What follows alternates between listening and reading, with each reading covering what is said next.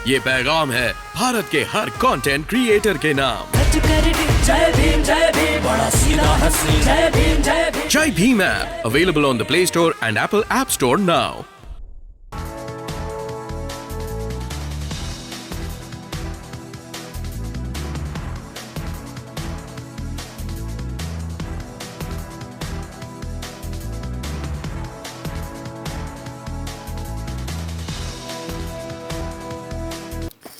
विश्ववंदनीय तथागत सम्यक संबुद्ध विश्वरत्न बोधिसत्व डॉक्टर बाबासाहेब आंबेडकर, छत्रपती शिवाजी महाराज, छत्रपती शाहू महाराज, महात्मा ज्योतिबा फुले, माता रमाई, माता भीमाई, माता जिजाऊ, माता सावित्रीमाई आणि ज्या ज्या महापुरुषांनी आणि महानायकांनी आमच्या हक्काची अधिकाराची लढाई लढली त्या सर्व महापुरुषांना आणि महानायकांना मी त्रिवार वंदन करतो।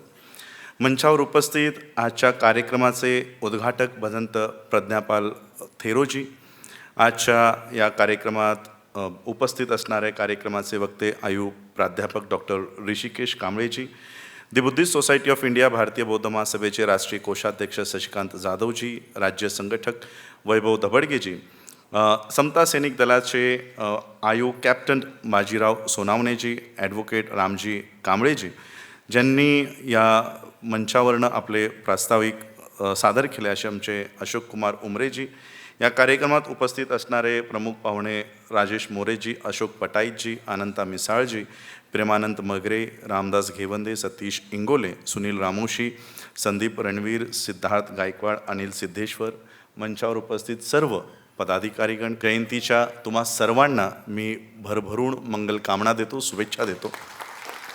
आणि एक माहिती अजून तुम्हाला देऊ इच्छितो, इथूनच आजचा कार्यक्रम संपून औरंगाबादहून मुंबई आणि मुंबईहून United states of America USA मी रवाना होतो आहे। बाबासाहेब आंबेडकरांची जयंती यावर्षी USAने वर्ल्ड इक्वॅलिटी डे म्हणून त्यांनी घोषित केली आहे आणि त्या कार्यक्रमाला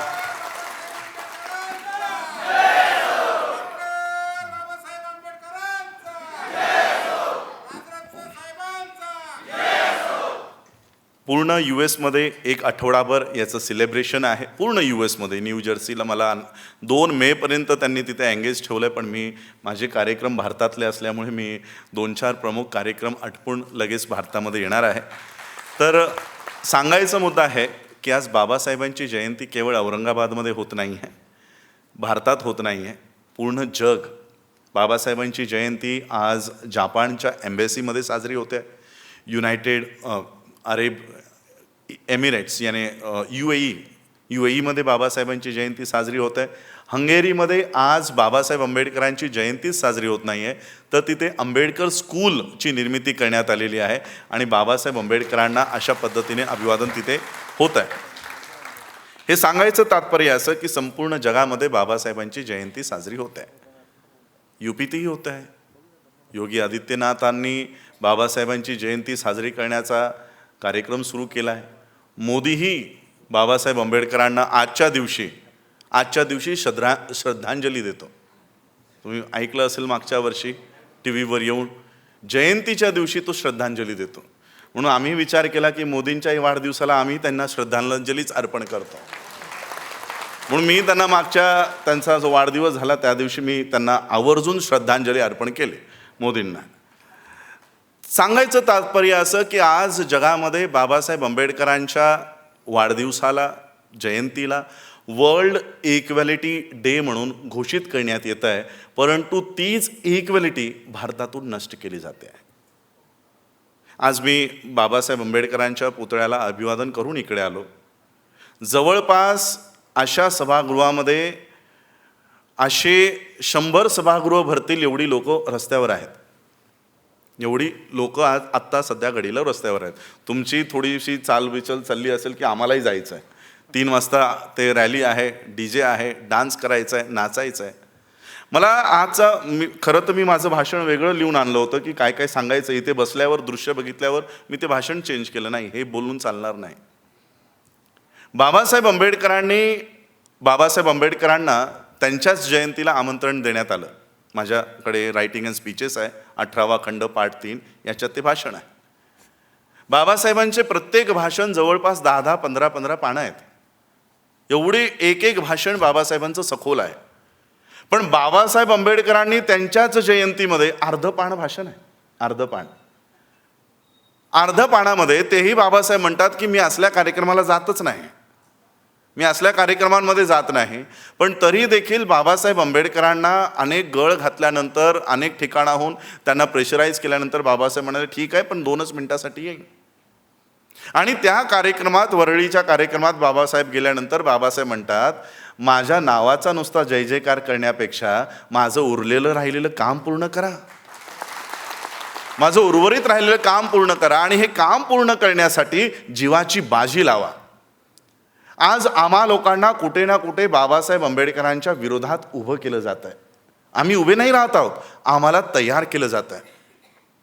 ज्या बाबासाहेब आंबेडकरांनी सांगितलं की माझा केवळ जय जयकार करू नका, माझं कामही पूर्ण करा, पण आज बाबासाहेबांचा जय जयकार होताना दिसतोय, पण विचार मात्र नष्ट होताना या देशात दिसत आहे.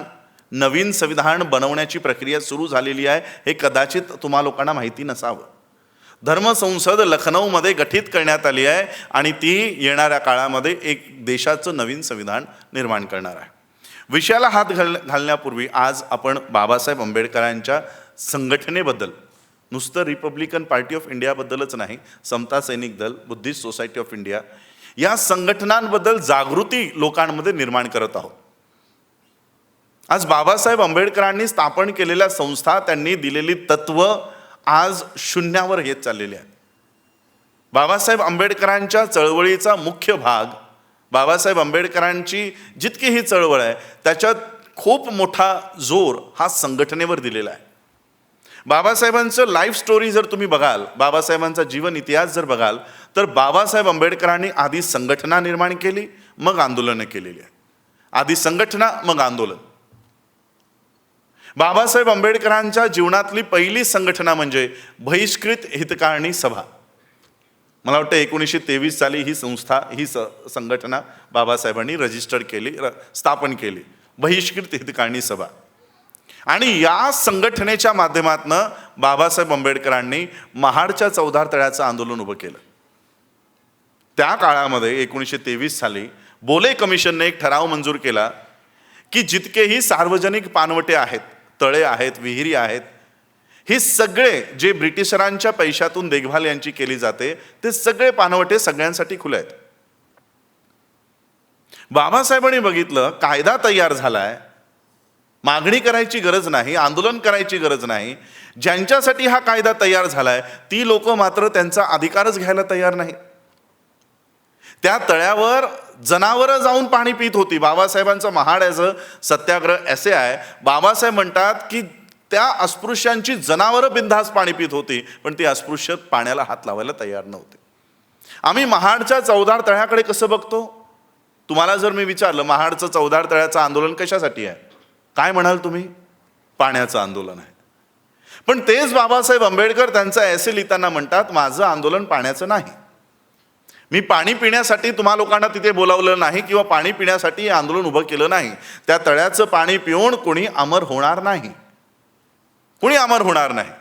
1923, 24, 25, 26 आणि 27च्या मार्च महिन्यापर्यंत बाबासाहेबांनी अशा छोट्या बैठका घेतल्या, लोकांमध्ये जागृती निर्माण केली. बाबासाहेब आंबेडकरांनी ह्या लोकांना त्यांचे अधिकार सांगून दिले आणि जवळपास 50,000 लोकांना एकत्रित करून बाबासाहेब 20 मार्च 1927ला महाडच्या चौधार तळ्यावर घेऊन गेले.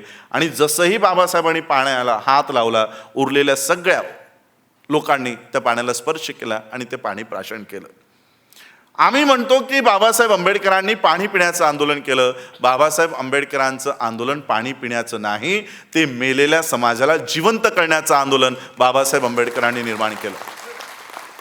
आणि म्हणून बाबासाहेबांनी तिथून ब्रीदवाक्य दिलं, घोषवाक्य दिलं की जागृतीचा अग्नी कायम तेवत ठेवा, ही जागृती विझू देऊ नका.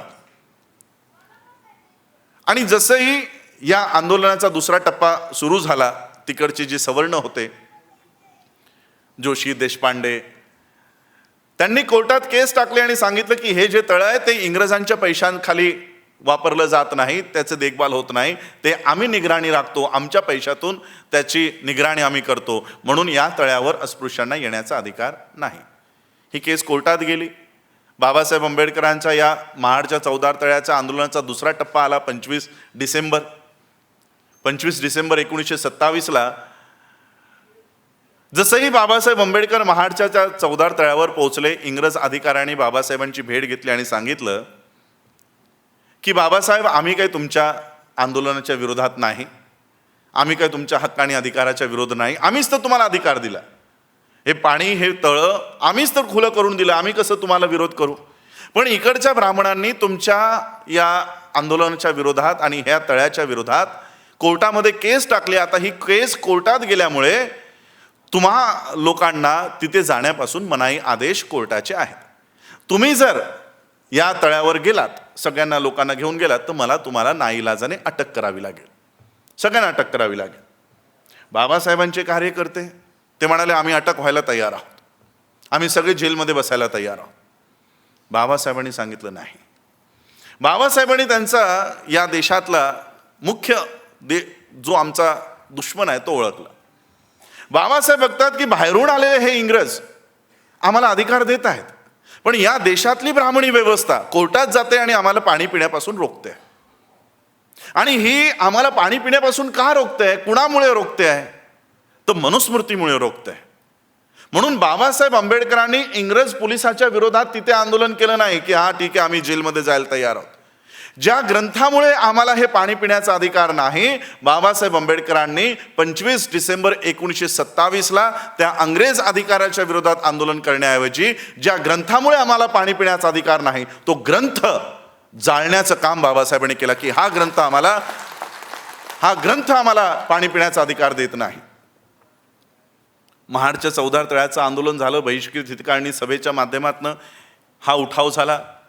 आता बहिष्कृत हितकाळणी सभा या संस्थेचा, या संघटनेचा अर्थ इंग्रजांना कळेल का? व्हॉट डू मीन बाय बहिष्कृत? बहिष्कृत म्हणजे काय, हितकाळणी म्हणजे काय, सभा म्हणजे काय, इंग्रजांना कसं कळेल? आणि बाबासाहेबांच्या लक्षात आलं की इंग्रज आम्हाला अधिकार देतोय, म्हणून आमचं आंदोलन इंग्रजांना लक्षात आलं पाहिजे की आम्ही कशासाठी झगडतोय, आमचा झगडा कशासाठी आहे, आमचं आंदोलन कशासाठी आहे, हे इंग्रजांना लक्षात आलं पाहिजे. म्हणून बाबासाहेब आंबेडकरांनी त्यानंतर कधीही मराठी भाषेचा वापर त्यांच्या संस्था निर्माण करण्यासाठी केला नाही. कारण बहिष्कृत हितकाळणी सभा इंग्रजांना कळणार नाही की हे संस्था कशासाठी आहे. आणि त्यानंतर 1928ला बाबासाहेब आंबेडकरांनी संस्था काढली, संघटना काढलं आणि तिचं नाव ठेवलं डिप्रेस्ड क्लासेस मिशन. 1928ला कुणाला तरी तुम्हाला इंग्रजी येत होती का बोलायला? ज्यांना आजही इंग्रजी बोलायला येत नाही त्यांच्या संघटनेचं 1928ला नाव काय आहे? Depressed classes mission. हे नाव तुमच्यासाठी दिलं नव्हतं, हे नाव याच्यासाठी बाबासाहेबांनी निर्धारित केलं की इंग्रजांना कळावं की आम्ही कशासाठी भांडतोय, आम्ही कोण आहोत, डिप्रेस्ड क्लासेस. अन्यथा तोपर्यंत आम्ही कोण होतो? हरिजन. गांधीने काय उपाधी देऊन ठेवली होती? ही लोक कोण आहेत? हरिजन. बाबासाहेब म्हणाले आम्ही हरी के जन वगैरे नाही. हरिजन म्हणजे काय? गांधीचे जे समग्र वाङ्मय आहे त्याच्यामध्ये हरिजन शब्दाचा अर्थ आहे, हरिजन म्हणजे हरी के जन. हरी कोण? विष्णू. विष्णूचे आम्ही कोण? नाजायज अवलादी. आम्ही कोण होतो? विष्णूचे नाजायज औलाद म्हणजे हरिजन. बाबासाहेबांनी या टर्मला, आजही या टर्मला देशामध्ये मनाई आहे, बंदी आहे, हा टर्म वापरायचा नाही. गांधीने हरिजन सांगितलं, बाबासाहेबांनी सांगितलं आम्ही हरिजन नाही. आम्ही कोण आहोत? डिप्रेस्ड क्लासेस आहोत, ऑप्रेस्ड मासेस आहोत, आउटकास्ट आहोत. ही शब्द बाबासाहेबांनी या देशातल्या अनटचेबलसाठी त्यांनी वापरला. दलित शब्द कधी वापरला नाही. बाबासाहेब आंबेडकरांच्या संपूर्ण रायटिंग अँड स्पीचेसमध्ये बाबासाहेबांनी दलित शब्दाचा वापर केला नाही. आणि जसंही या डिप्रेस्ड क्लासेस मिशनच्या माध्यमातून बाबासाहेब आंबेडकरांनी काळाराम मंदिराच्या प्रवेशाचा सत्याग्रह सुरू केला, टेम्पल एंट्री बिल पास झालं आणि बाबासाहेब आंबेडकरांना ठराविक वेळ दिली की बाबासाहेब 2 मार्च 1930ला तुम्ही या काळाराम मंदिराच्या बाहेर सगळ्यांना घेऊन एकत्रित या, तुम्हाला हा वेळ दिलेला आहे आणि मग तुम्ही मंदिरात जा आणि तुमचं जे काही दर्शन घ्यायचे ते तुम्ही घ्या. कारण आम्ही हिंदू. पाणी पिण्याचा अधिकार बाबासाहेबांनी मिळवला, त्याआधी वोट देण्याचा अधिकार मिळवला, आता आम्ही हिंदू, मग मंदिरात जाण्याचाही अधिकार आम्हाला असायला हवा. म्हणून बाबासाहेब आंबेडकरांनी काळाराम मंदिराचा टेम्पल एंट्री बिल पास करून घेतलं आणि ठरलेल्या वेळी सगळ्यांना एकत्रित केलं आणि त्या नाशिकच्या काळाराम मंदिराच्या प्रवेशद्वाराजवळ बाबासाहेब पोहोचले. आणि जसंही बाबासाहेब आंबेडकर त्या काळाराम मंदिराच्या दरवाजाजवळ पोहोचले, आतून ते भले मोठे मोठे दरवाजे बंद करण्यात आले आणि आतून दगडफेक झाली.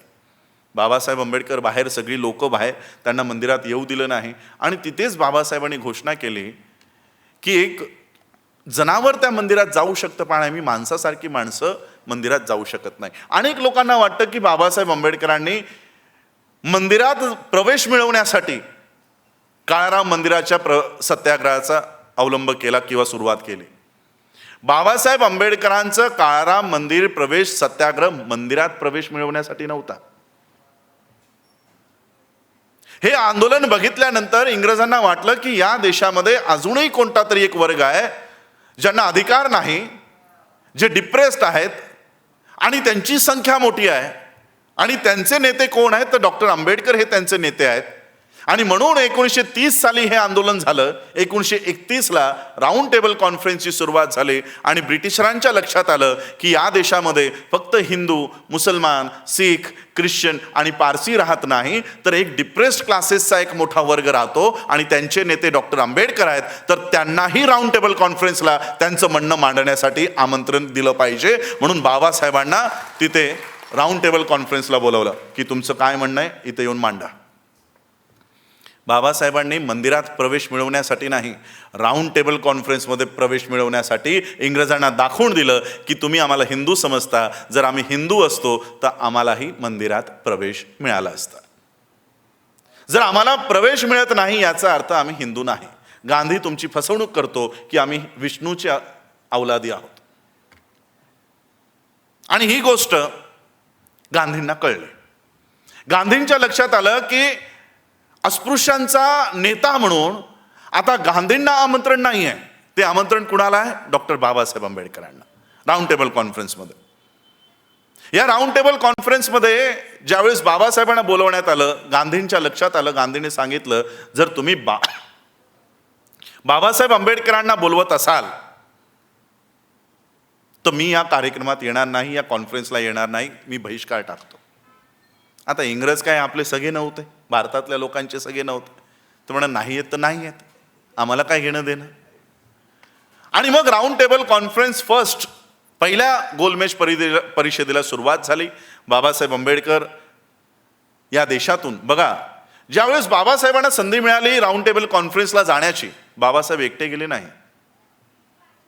जसंही बाबासाहेबांना संधी मिळाली तसंही बाबासाहेब आंबेडकरांनी मराठा कम्युनिटीचे लीडर त्यावेळेचे होते शंकरराव जाधव यांना सांगितलं, चल मी माझ्या समाजाची बाजू मांडायला जातोय, तू तुझी समाजाची बाजू मांडायला माझ्यासोबत चल. बाबासाहेब आंबेडकर शंकरराव जाधवांना सोबत घेऊन गेले. शंकरराव जाधवांना बाबासाहेब सोबत घेऊन गेले आणि तिथे पहिली राऊंड टेबल कॉन्फरन्स उत्कृष्टरित्या पार पडली. जे जे अधिकार बाबासाहेबांना हवे होते ते सगळे अधिकार बाबासाहेबांनी राऊंड टेबल कॉन्फरन्सच्या समोर मांडले. या सगळ्या न्यूज टाइम्स ऑफ इंडियाच्या माध्यमातून भारतात प्रकाशित होत होत्या आणि गांधी ते घरात बसून वाचत होता. गांधीच्या लक्षात आलं की मी तिकडे न गेल्यामुळे बाबासाहेब आंबेडकरांचं तिथे फावतंय, कोणीही त्यांना विरोध करत नाही आहे आणि ते सगळे अधिकार घेण्यासाठी इंग्रज त्यांना देण्यासाठी तयार झालेले आहे. आता पहिलं सत्र संपलं, सगळी लोक भारतात आले. दुसऱ्या सत्राला सुरुवात झाली. इंग्रजांनी विचार केला की आपल्या पहिल्या सत्रावर गांधींनी बहिष्कार टाकला, त्यामुळे त्यांना बोलवण्यात काही अर्थ नाही, मग त्यांना काही आमंत्रण पाठवायचं नाही. गांधींना दुसऱ्या राऊंड टेबल कॉन्फरन्समध्ये आमंत्रण पाठवलं नाही. पहिल्या राऊंड टेबल कॉन्फरन्सला गांधींना आमंत्रण असताना गांधींनी बहिष्कार टाकला, दुसऱ्याला आमंत्रण पाठवलं नाही. आमंत्रण नसताना गांधी हजर. राऊंड टेबल कॉन्फरन्सला हजर. बाबासाहेब शंकरराव जाधवांना सोबत घेऊन गेले. गांधी जाताना 2 बकऱ्या सोबत घेऊन गेला. आपल्या सगळ्यांना माहीत आहे, 2 बकऱ्या सोबत घेऊन गेले आणि तिथे गेल्यानंतर फक्त बाबासाहेब आंबेडकरांचा विरोध करण्याचा काम गांधी त्या ठिकाणाहून करत होते. आता 2 बॅरिस्टरमध्ये युक्तिवाद सुरू आहे. 2 बॅरिस्टरमध्ये वाद सुरू आहे राऊंड टेबल कॉन्फरन्समध्ये लंडनमध्ये. तरी देखील गांधींचा पराभव बाबासाहेब आंबेडकरांसमोर होतो. गांधींचा टिकाव बाबासाहेबांसमोर लागत नाही. का लागत नाही माहिती आहे? गांधी बॅरिस्टर आहेत, पण बाबासाहेब जे बॅरिस्टर आहेत ते MSc DSc केल्यानंतरचे बॅरिस्टर आहेत आणि गांधी 10वी 4 वेळा नापास झाल्यानंतरचे बॅरिस्टर आहेत. त्यामुळे गांधींचा तिथे जास्त टिकाव लागला नाही. मग गांधींनी तिथून षडयंत्र केलं, तेही षडयंत्र उद्ध्वस्त झालं आणि मग इंग्रजांनी बाबासाहेब आंबेडकरांनी जे जे अधिकार मागितले होते ते सगळे बाबासाहेबांना देऊ केले. की ठीक आहे की गांधी, तुम्ही आम्हाला समजवण्यात असफल झालेला आहात, आम्ही तुमचं म्हणणं ऐकणार नाही आणि जे अधिकार आम्ही बाबासाहेबांना देत आहोत तुम्हीही याच्यावर सही करा की ते मला मान्य आहेत. गांधींनी सही केली आहे त्याच्यावर की हे सगळे अधिकार मला मान्य आहेत. इंग्रजांनी बाबासाहेबांना दिलेला कॉम्युनल अवॉर्ड मला मान्य आहे. सही आहे. सही केली. सही केल्यानंतर गांधी बाहेर आले. राऊंड टेबल कॉन्फरन्स संपला आणि गांधींनी तिथून घोषणा केली की स्वतंत्र भारतामध्ये अस्पृश्यांना जर काळी इतपतही अधिकार मिळत असतील तर असलं स्वातंत्र्य आम्हाला नको. अशा भारतामध्ये जिथे अस्पृश्यांनाही अधिकार असतील तो भारत मला नको. आणि गांधींनी तिथून घोषणा केली की माझे प्राण जाईपर्यंत मी उपोषण करीन पण यांना अधिकार मिळू देणार नाही. गांधींनी 3 पत्र पाठवली जेलमधून.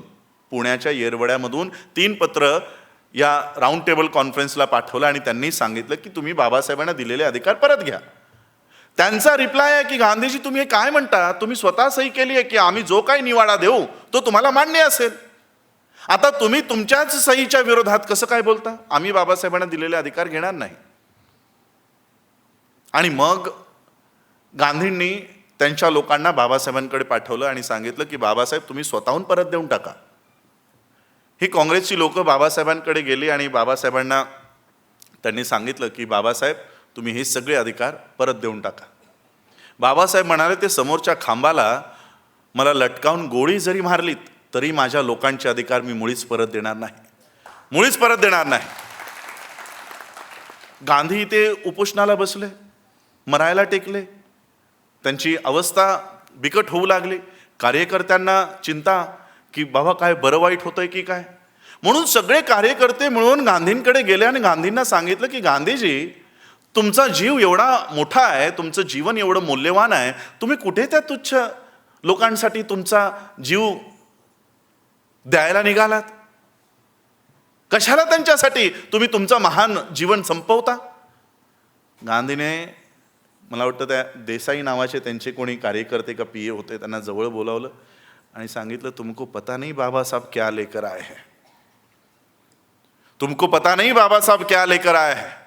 इस देश को अगर आजादी मिली और बाबा साहब के पास ये कॉम्युनल अवार्ड जे अधिकार बाबा साहब ने आणले ये अगर रहा तो इस देश का प्रधानमंत्री नेहरू नहीं अंबेडकर बन जाएंगे. इसलिए ये अधिकार उनके हाथ से छीनना जरूरी है.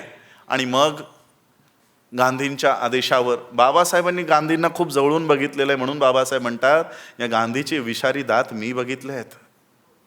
यांचे विचार किती विष आहे यांच्या मनामध्ये हे मी अनुभव घेतला आहे. आणि यांच्या आदेशावर अस्पृश्यांची घरी जाळायला घेतलीत, त्यांच्या महिलांवर बलात्कार झालेत, लोकांची हत्या झाल्या. आणि बाबासाहेबांना प्रश्न केला की बाबासाहेब जो अधिकार आप लाए हो वो तो उपभोगण्यासाठी तुमचा समाजच जिवंत नाही राहिला तर कुणाला द्याल? कुणाला द्याल? आणि शेवटी बाबासाहेब आंबेडकरांना 24 सप्टेंबर 1932 रोजी पुणे करारावर सही करावी लागली आणि आमचे सगळे अधिकार परत गेले, पुन्हा गेले. ते अधिकार निघून गेले. ही डिप्रेस्ड क्लासेस मिशनचं यश होतं की बाबासाहेब आंबेडकर डिप्रेस्ड क्लासेस मिशनच्या माध्यमातून राऊंड टेबल कॉन्फरन्सपर्यंत गेले. मग भारतात आल्यानंतर इंडियन लेबर पार्टी, पुन्हा इंग्लिश नाव, schedule caste federation, schedule caste फेडरेशनच्या माध्यमातून या देशामध्ये ज्यावेळेस स्वातंत्र्याची हालचालींना सुरुवात झाली आणि इंग्रजांनी सांगितलं की ठीक आहे, आम्ही हा देश सोडायला तयार आहोत, पण हा देश आम्ही असाच सोडून जाणार नाही. हा देश आम्ही असंच सोडून जाणार नाही आहोत. हा देश आम्ही गेल्यानंतर तुम्ही कसं चालवणार याचं नियोजन जोपर्यंत तुम्ही करत नाही आणि या देशाला संविधान निर्माण करून मिळत नाही तोपर्यंत या देशाला स्वातंत्र्य मिळणार नाही. आणि त्यांनी 282 मेंबर्सची कॉन्स्टिट्युएंट असेंब्ली गठीत केली की ही कॉन्स्टिट्युएंट असेंब्ली संविधान बनवण्याचं काम करेल.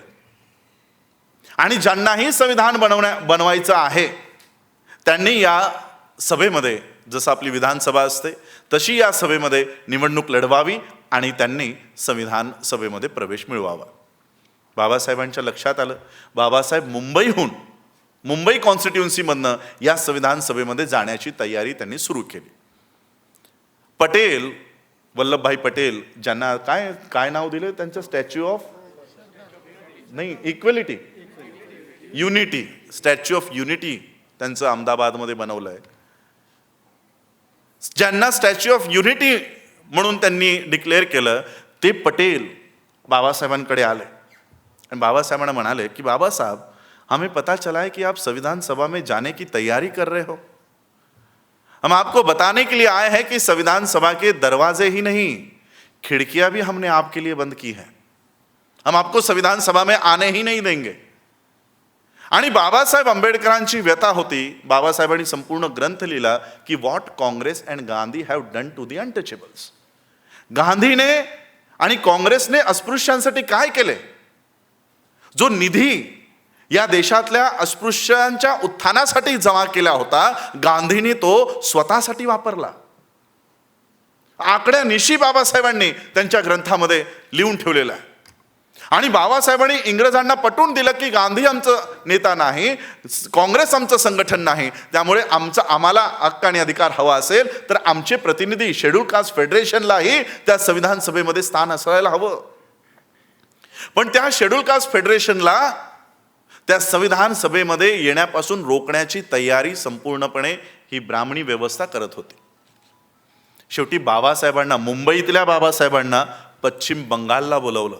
कुठे मुंबई, कुठे पश्चिम बंगाल. आणि तिथून बाबासाहेब आंबेडकरांना संविधान सभेत पाठवलं. तिथून बाबासाहेब संविधान सभेत गेले आणि बाबासाहेब आंबेडकरांनी या देशाचंच नव्हे 2 वर्ष 11 महिने 18 दिवस अथक परिश्रम करून शारीरिक परिस्थिती नसतानाही, बाबासाहेबांची शारीरिक परिस्थिती नसतानाही या देशाचाच नव्हे तर या जगाचा सर्वोत्कृष्ट संविधान या देशाला निर्माण करून दिला. आणि हे मी बाबासाहेबांचा वंशज आहे किंवा बाबासाहेबांच्या परिवारातला आहे म्हणून सांगत नाहीये. बराक ओबामा जो USA चा भूतपूर्व एक्स प्रेसिडेंट आहे, तो बाबासाहेब आंबेडकरांना गौरव करताना म्हणतो, बाबासाहेबांच्या या संविधानाला बघून म्हणतो की बाबासाहेब आंबेडकरांसारखी व्यक्ती जर आमच्या देशात जन्माला आली असती तर आम्ही सूर्याचं नाव बदलून त्याला आंबेडकर केलं असतं. एवढा मोठा सन्मान बाबासाहेबांच्या संविधानाचा संपूर्ण जगात होतो. या लॉकडाऊन पूर्वी मी ऑस्ट्रेलियामध्ये होतो. ऑस्ट्रेलियामध्ये तिथे एक कोर्ट आहे, एवढं मोठं कोर्ट आहे. ते कोर्टमध्ये केसेस चालत नाही, तसं आपल्या केसेस कोर्टामध्ये चालतात तसं नाही. तिथे जजेसची, अटॉर्नीजची ट्रेनिंग होते, शिकवलं जातं जजेसना. अशा पद्धतीची सिटिंग अरेंजमेंट आहे. अशा पद्धतीने जे जजेस आहेत शिकवणारे ते बसतात आणि याच बाजूला बाबासाहेब आंबेडकरांचा पुतळा त्या ऑस्ट्रेलियाच्या कोर्टामध्ये आहे. तो फेसबुक लाईव्ह करून मी भारताच्या लोकांना दाखवलं की बाबासाहेबांचा पुतळा ऑस्ट्रेलियाच्या कोर्टामध्ये, जिथे जजेसची ट्रेनिंग होते, बाबासाहेबांचं संविधान तिथे शिकवलं जातं. हा सन्मान बाबासाहेबांना जगात मिळतो. ज्या संविधानाचा गौरव संपूर्ण जग करतं त्या संविधानाला भारतात जाळण्यात येतं. त्या संविधानाला भारतात जाळण्यात येत आहे. हा संविधान हटाव तेलंगणाचे सीएम चंद्रशेखर राव मागच्या 1 महिन्यापूर्वी एका सीएमने अधिकृत पदावर असताना त्यांनी स्टेटमेंट दिलंय की संविधान काही कामाचा नाही, हा संविधान हटवला पाहिजे. जिथे संविधानाचा गौरव संपूर्ण विश्वात होतो तिथे त्याच देशामध्ये संविधान हटवण्याची प्रक्रिया सुरू आहे. आता या आपण विषयाकडे वळूया. बाबासाहेबांनी शेड्यूल कास्ट फेडरेशन दिला आणि बाबासाहेबांच्या लक्षात आलं, बाबासाहेबांनी संविधान अर्पण केला. अर्पण करताना बाबासाहेब म्हणतायत की संविधान किती उत्कृष्ट का असेना, किती चांगलं असेल, पण यांना चालवणारी लोक जर लायक नसतील तर संविधान काहीही कामाचं नाही, काही कामाचं नाही. संविधान निष्कृष्ट जर असला, संविधान चांगला नाही, पण त्याला चालवणारे लोक जर चांगले असतील तर संविधानाचे फायदे लोकांपर्यंत पोहोचतील. बाबासाहेबांच्या हे लक्षात आलं होतं की संविधान उत्कृष्ट आहे, पण ज्यांच्या हातामध्ये देतोय ती लोक संविधानाला चालवणार नाहीत. आणि आज घडीला हा संविधान अशा लोकांच्या हातामध्ये आहे ज्यांनी संविधान सभा उधळून लावण्याचे प्रयत्न केले होते. ऑन ऑफिशियल रेकॉर्ड सांगतोय, काल्पनिक गोष्टी नाही. ज्यावेळेस संविधान सभेचं गठन झालं, सगळे लोक निवडून आले, 9 डिसेंबर 1946ला या संविधान सभेचं कामकाज सुरू झालं. जी लोक, जसं आता हे संविधान सभा आहे, गॅलरी तिकडे असायची, लोक, पत्रकार असतील, विविध संघटनेची लोक असतील, ते गॅलरीत बसून संविधान सभेचं कामकाज बघण्याचंही त्यांना अनुमती असायची, ती अनुमती असायची. आणि याच गॅलरीमध्ये RSSची लोक येऊन बसायची आणि संविधानाचं कामकाज ठप्प पाडायची, बंद पाडायची. त्यांचं म्हणणं होतं की जर पाकिस्तानची निर्मिती धर्मावर आहे, मग भारताची निर्मिती धर्मावर का नाही? या देशामध्ये लोकशाही, डेमोक्रेसी किंवा संविधान नसलं पाहिजे. आणि म्हणून RSSची लोक संविधान सभेचं कामकाज चालू देत नाही, म्हणून RSSवर पहिल्यांदा ऑफिशियली बॅन लावण्याचं काम या देशात झालं. RSS ही बॅन संघटना त्यावेळेस घोषित करण्यात आली. आता विचार करा, जी लोक या देशाचं संविधान तयार होऊ नये म्हणून काम करत होती, आज हा संविधान त्यांच्याच हातामध्ये गेलेला आहे. काय ती लोक देश संविधानावर चालवतील? जी लोक संविधान बनू नये म्हणून प्रयत्न करत होती, आज त्या लोकांच्या हातात संविधान गेलं. बाबासाहेब आंबेडकरांचा एक इंटरव्ह्यू आपण सगळ्यांनी बघितला असेल, BBCचा इंटरव्ह्यू आहे, अनेक लोकांनी बघितला असेल, पण किती तो समजलाय माहिती नाही मला.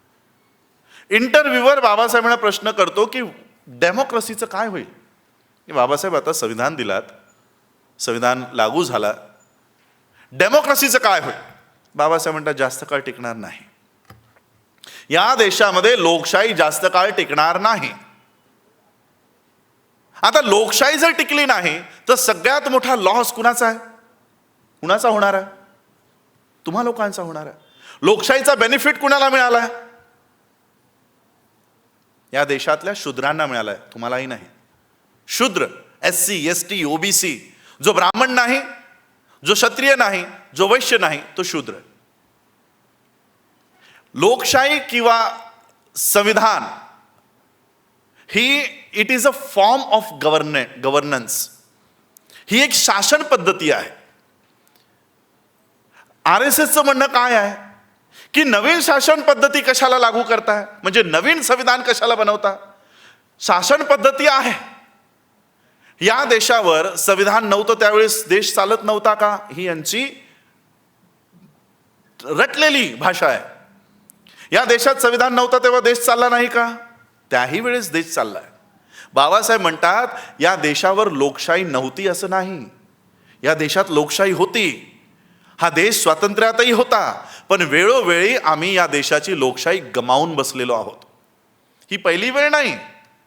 उद्या जर या देशातून लोकशाही नष्ट झाली तर या देशातून लोकशाही नष्ट होण्याची ही पहिली वेळ नसणार आहे. अनेक वेळा आपण या देशातून लोकशाही हरवून बसलेलो आहोत. या देशात 2 शासन पद्धतीमध्ये तेढ निर्माण सुरू आहे, भांडण सुरू आहे. 2 शासन पद्धती. एक शासन पद्धती जी बाबासाहेबांनी दिलेला संविधान, त्या संविधानानुसार या देशातली सगळी लोक समान आहेत, कुणीही उच्च नाही, कुणीही नीच नाही. या देशात सगळ्यांना समान अधिकार मिळतील.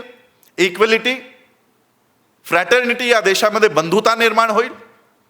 लिबर्टी असेल, स्वातंत्र्य असेल, तुम्हाला सगळ्यांना न्याय मिळेल. न्यायासमोर कोणीही उच्च नसणार, नीच नसणार, सगळे समान असतील. ही या शासन पद्धतीची रचना आहे, संविधानाची रचना. यापूर्वीची शासन पद्धती कोणती होती? संविधान लागू होण्यापूर्वी या देशात कोणती शासन पद्धती जी गल्लोगल्ली गावोपाडी लागू होती? ती आहे मनुचा शासन. काही लोक मनुस्मृतीला धार्मिक ग्रंथ मानतात. मनुस्मृती हा बिलकुलही धार्मिक ग्रंथ नाही. मनुस्मृती राजकीय ग्रंथ आहे की या देशामध्ये जर ब्राह्मणांची सत्ता आली तर ब्राह्मणांनी तो देश कसा चालवायचा.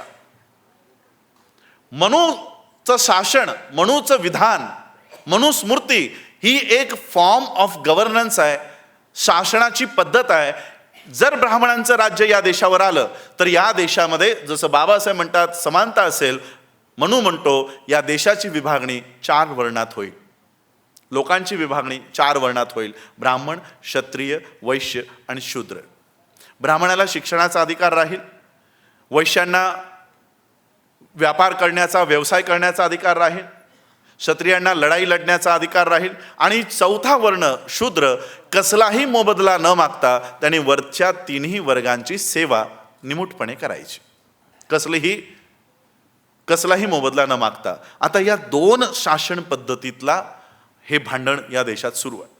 जी लोक म्हणतात हा संविधान नष्ट केला पाहिजे, ती पुन्हा त्यांची शासन पद्धती लागू करण्यासाठी काम करतात.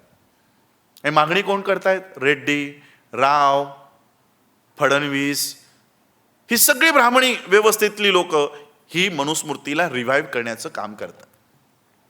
आज बाबासाहेब आंबेडकरांनी सांगितलेल्या संघटना आज आम्हाला त्यांच्या तत्वावर चालवायच्या आहेत. या देशाला जर कोणी वाचू शकत असेल म्हणून आम्ही हा विषय घेतला की आज या घडीला हे असं सगळं चित्र या देशात सुरू आहे. असं सगळं चित्र सुरू असताना या देशाला जर कोणी वाचवू शकतं ते फक्त बाबासाहेब आंबेडकरांचे विचार आणि बाबासाहेबांच्या संघटना. जर त्या संघटना बाबासाहेबांच्या तत्वानुसार आपण उभ्या करू शकलो तरच त्या संघटना या देशाला वाचवू शकतात, आम्हाला वाचवू शकतात. अन्यथा नाही, अन्यथा नाही. बाबासाहेब आंबेडकरांनी त्यानंतर आम्हाला बुद्धिस्ट सोसायटी ऑफ इंडिया दिली. संविधान लागू केल्यानंतर बुद्धिस्ट सोसायटी ऑफ इंडिया दिली का? आता त्याही संघटनेचं नाव इंग्लिशमध्ये ठेवलंय, इंग्लिशमध्ये दिलं आणि जगातल्या बौद्धांना सांगितलं की भारतामध्ये एक संस्था अशी आहे जी भारतातल्या बौद्धांची संघटना आहे. तुम्हाला या देशातल्या बौद्धांसोबत संपर्क करायचा असेल तर या संस्थेसोबत संपर्क करा, म्हणजे तुम्ही बौद्धांसोबत जुडले जाल. आम्ही काय केलं माहित आहे? बाबासाहेब आंबेडकरांनी एक संघटन आम्हाला धम्मासाठी दिलं, बुद्धिस्ट सोसायटी ऑफ इंडिया. एक संघटना आम्हाला राजकारणासाठी दिली, रिपब्लिकन पार्टी ऑफ इंडिया. एक संघटना आम्हाला सामाजिक कामासाठी दिली, समता सैनिक दल. एकच दिले.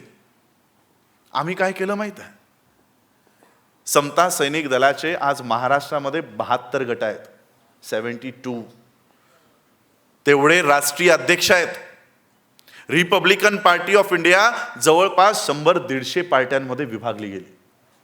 बुद्धिस्ट सोसायटी ऑफ इंडिया या संस्थेला गिळंकृत करण्यासाठी, तोडण्यासाठी अंतर्गत प्रयत्न झाले, न्यायपालिकेतून प्रयत्न झाले. आज कुठेतरी ही संस्था उभं करण्याचा प्रयत्न करतोय त्यावेळेस माझ्या लक्षात येतं गल्लोगल्ली बौद्ध धम्माच्या संस्था आहेत की नाही?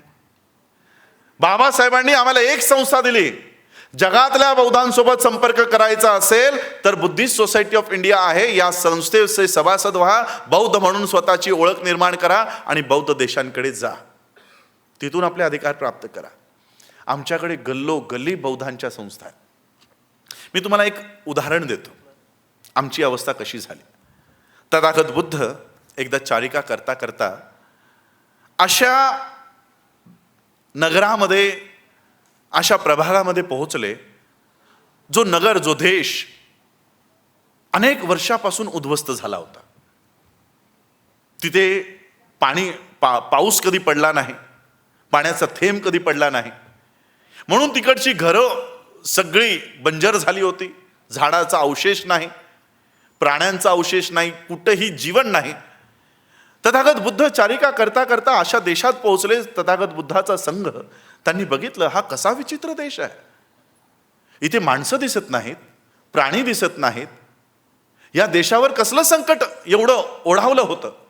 तथागताने सांगितलं, एक काम करा, जितकेही घरं दिसत आहेत जा जरा त्या घरांची झडती घ्या. कोण दिसतंय का बघा त्या घरांमध्ये.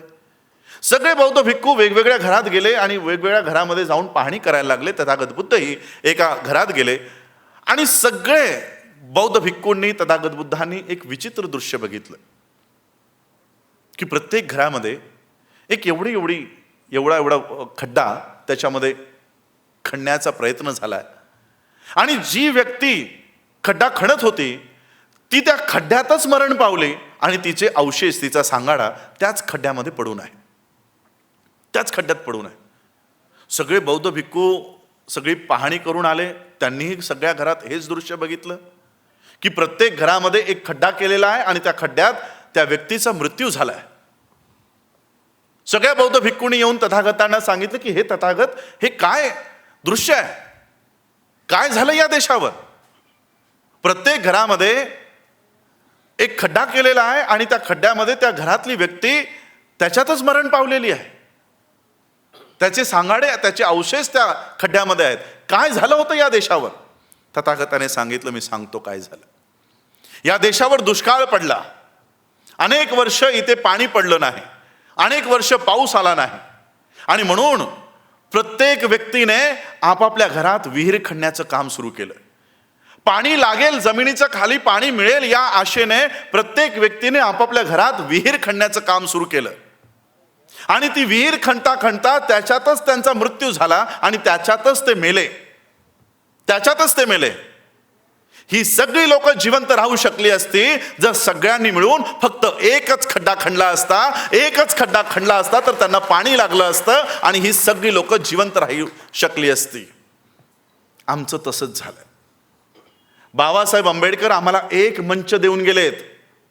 राजकारणासाठी जर तुम्हाला या देशामध्ये विरोधी पक्षाची भूमिका घ्यायची असेल तर रिपब्लिकन पक्षाची बाबासाहेबांनी स्थापना करून दिली. इथं तिथे जाऊ नका. मी एक घटना बाबासाहेबांची तुम्हाला या रिपब्लिकन पार्टी ऑफ इंडियाच्या स्थापनेविषयी बाबासाहेबांनी जे लिहिलंय ते सांगू इच्छितो. बाबासाहेब लिहितात की काँग्रेसने 10 वर्ष या देशावर राज्य केलं आणि त्यांची शासन कसं होतं आपण सगळ्यांनी बघितलं. काँग्रेस सबसेल फेल ठरलेली आहे या देशाच्या लोकांना न्याय देण्यासाठी. आणि म्हणून जितकेही काँग्रेस विरोधी मतदार आहेत त्यांना एका मंचावर आणणं, त्यांचं संघटन करणं गरजेचं आहे. कधीची गोष्ट आहे ही, 1956ची. आज हेच वाक्य या देशामध्ये बीजेपीसाठी लागू होते. बीजेपीचे 10 वर्ष कंप्लीट झालेत, 2 टर्म्स सुरू आहेत. आणि बीजेपीने या देशामध्ये जितकेही कायदे केले हे सगळे देशाच्या विरोधातले कायदे आहेत, लोकांच्या विरोधातले कायदे आहेत. नुकतंच यांनी एक कायदा केलाय, जितकेही पब्लिक सेक्टर आहेत ते आम्ही सगळे विकणार आहोत, सगळे पब्लिक सेक्टर विकणार आहोत. सरांनी सांगितलं की महार बटालियनमध्ये 80% भरती होत होती, ती 20%वर आली आहे. ही महार रेजिमेंटमध्ये आता नियुक्त्या नाहीत, तुमच्याकडेच नाही, सगळ्या सरकारी यंत्रणांची हीच अवस्था आहे. येणाऱ्या 2 वर्षाच्या कालखंडामध्ये हा संपूर्ण देश प्रायव्हेटाईज होणार आहे. आणि याचं उत्तर संसदेने दिलं की प्रायव्हेट सेक्टरमध्ये रिझर्वेशन राहणार नाही. कुठे जाणार आता नोकरी करायला? नोकऱ्या कुठे करणार आहात? एज्युकेशनसाठी न्यू एज्युकेशन पॉलिसी लागू केली. ज्याच्याकडे पैसा आहे तोच त्यांच्या मुलांना शिकू शकतो. नीट नावाचा कायदा या देशात पास केला आणि आता अजून एक कायदा पास केलेला आहे. यानंतर 10वी पास झाल्यानंतर, 12वी पास झाल्यानंतर एंट्रन्स टेस्ट दिल्याशिवाय तुम्हाला कुठंही ॲडमिशन नाही. एक काळ होता की अडाणी आईबाप त्याच्या मुलाला डॉक्टर बनवू शकत होते, पण आज डॉक्टर असलेली लोक त्यांच्या मुलांना डॉक्टर, इंजिनियर बनवू शकत नाहीत. नीटमध्ये पासच होत नाहीत आमची मुलं, एंट्रन्स टेस्टमध्ये पास होत नाहीत. कट ऑफच 98-99% ठेवलेले असतात. कसे तुम्ही पास होणार आहात? कशा सीट्स मिळणार आहे? बाबासाहेबांनी सांगितलं की नेहरूचं परराष्ट्रीय धोरण सबसेल फेल आहे. जर खरंच या देशाला एवढा मान असता तर भारताच्या मदतीला इतर देश धावून आले असते. कधीची घटना ही 56ला बाबासाहेब म्हणतात. आता हेच आजच्या घडीला मॅच करा. युक्रेनवर हल्ला झाल्यानंतर किती देश भारतातल्या मुलांना वाचवण्यासाठी पुढे आले? आला एकतरी देश? काय म्हणतो आमचा प्रधानमंत्री? आमचा प्रधानमंत्री म्हणतो की भारत विश्वगुरू झालेला आहे. म्हणतो की नाही, विश्वगुरू. भारत विश्वगुरू झालाय. मग जर विश्वगुरू हा देश आहे, मग त्या विश्वगुरूतल्या मुलांना वाचवण्यासाठी एक छोटासा देश का पुढे येत नाही? उलट या लॉकडाऊनमध्ये ज्यावेळेस आपण घरी होतो त्यावेळेस नेपाळच्या लोकांनी, आमची महार रेजिमेंटची लोक बसलेली आहेत, मिलिटरीतली लोक आहेत, नेपाळ सारख्या एका छोट्याशा देशाने आमची सैनिक मारलेत. नेपाळ सारख्या लोकांनी, नेपाळ सारखा एक छोटासा देश भारताला डोळे वटारून दाखवतोय. ही आमची सुपर पॉवर, आमचा देशाची अवस्था. ज्या वेळेस बाबासाहेब नेहरूसाठी म्हणत होते तोच कालखंड आज मोदीसाठी लागू होतोय. बाबासाहेब म्हणायचे की यांचं जे सरकार आहे ते सरकार गव्हर्नमेंट बाय प्रोपोगांडा आहे. जाहिरातींद्वारा नियुक्त केलेलं सरकार आहे, जाहिरातींद्वारा. आजचं सरकार काय आहे? अब की बार मोदी सरकार, अब की बार मोदी सरकार म्हणत म्हणत त्यांनी कब्जा देशावर केला. हेही सरकार हे जाहिरातींचं सरकार आहे, जाहिराती करून आलेलं आहे. आणि म्हणून आज आम्हाला बाबासाहेबांची रिपब्लिकन पार्टी ऑफ इंडियाची गरज आहे. आरपीआयची आवश्यकता काय? जर बाबासाहेबांचा शेड्यूल कास्ट फेडरेशन आहे, अस्तित्वात आहे, मग आरपीआय उभा करण्याचं काम काय होतं? काय कारण होतं? बाबासाहेब म्हणाले या देशाच्या लोकशाहीला जर वाचवायचं असेल तर विरोधी पक्षाची आवश्यकता आहे. विरोधी पक्ष बाहेर असे मंच लावून आणि इथे समोर बसून आपण देशाच्या कसलाही कायद्याचा विरोध करू शकतो का? करू शकतो. अपवाद एक वगळला तर किसान आंदोलन आपण बघितलं, पण त्याच्यातही त्यांना 450 लोकांचा जीव गमवावा लागला. 450 लोक त्यांची मृत्युमुखी पडली. वर्षभर उन्हामध्ये, पावसामध्ये, थंडीमध्ये ते रस्त्यावर बसून होते. तुम्ही बसून राहणार आहात? बसणार आहात कधी? या देशाचं लोकशाही वाचवण्यासाठी, या देशाची पब्लिक सेक्टर वाचवण्यासाठी, या देशाचं संविधान वाचवण्यासाठी. काल मला एका पत्रकाराने सांगितलं की राजस्थानमध्ये आजपासून न्याय यात्रा सुरू होते. बीजेपीची न्याय यात्रा. देशात सत्तेवर बीजेपी, संसदेवर संपूर्णपणे बीजेपी, सुप्रीम कोर्ट त्यांच्याच ताब्यात, हायकोर्ट त्यांच्या ताब्यात, मीडिया त्यांच्या ताब्यात, पोलीस प्रशासन त्यांच्या ताब्यात, कलेक्टर त्यांच्या ताब्यात, गव्हर्नर त्यांच्या ताब्यात. आता न्याय यात्रा काढून तुम्ही कुणाला न्याय मागत आहात? कुणाला न्याय मागताय? न्याय देण्यासाठी तुम्हाला बसवलंय आणि हे न्याय यात्रा काढतायत. हे न्याय यात्रा काढत नाही, या देशामध्ये संविधानाच्या प्रती नफरत तयार करण्यासाठी यांनी काम केलं. बाबासाहेब काय म्हणाले? संविधान लागू करून होणार नाही. या संविधानाप्रती लोकांमध्ये जागरूकता निर्माण करावी लागेल, पब्लिक कॉन्शियसनेस तयार करावी लागेल. या संविधानाप्रती लोकांमध्ये एज्युकेशन, सद्भावना तयार करावा लागेल की हा संविधान माझा आहे. या देशामध्ये जर हिंदू मुसलमानांचे दंगल होत आहेत, या देशामध्ये जर नोकऱ्या जात आहेत, या देशामध्ये जर अन्याय होत आहे, तर हा देश वाचवण्याची जबाबदारी कुणाची आहे? प्रधानमंत्र्याची, सुप्रीम कोर्टाची, मीडियाची, कलेक्टरची, पोलीसची का कुणाची?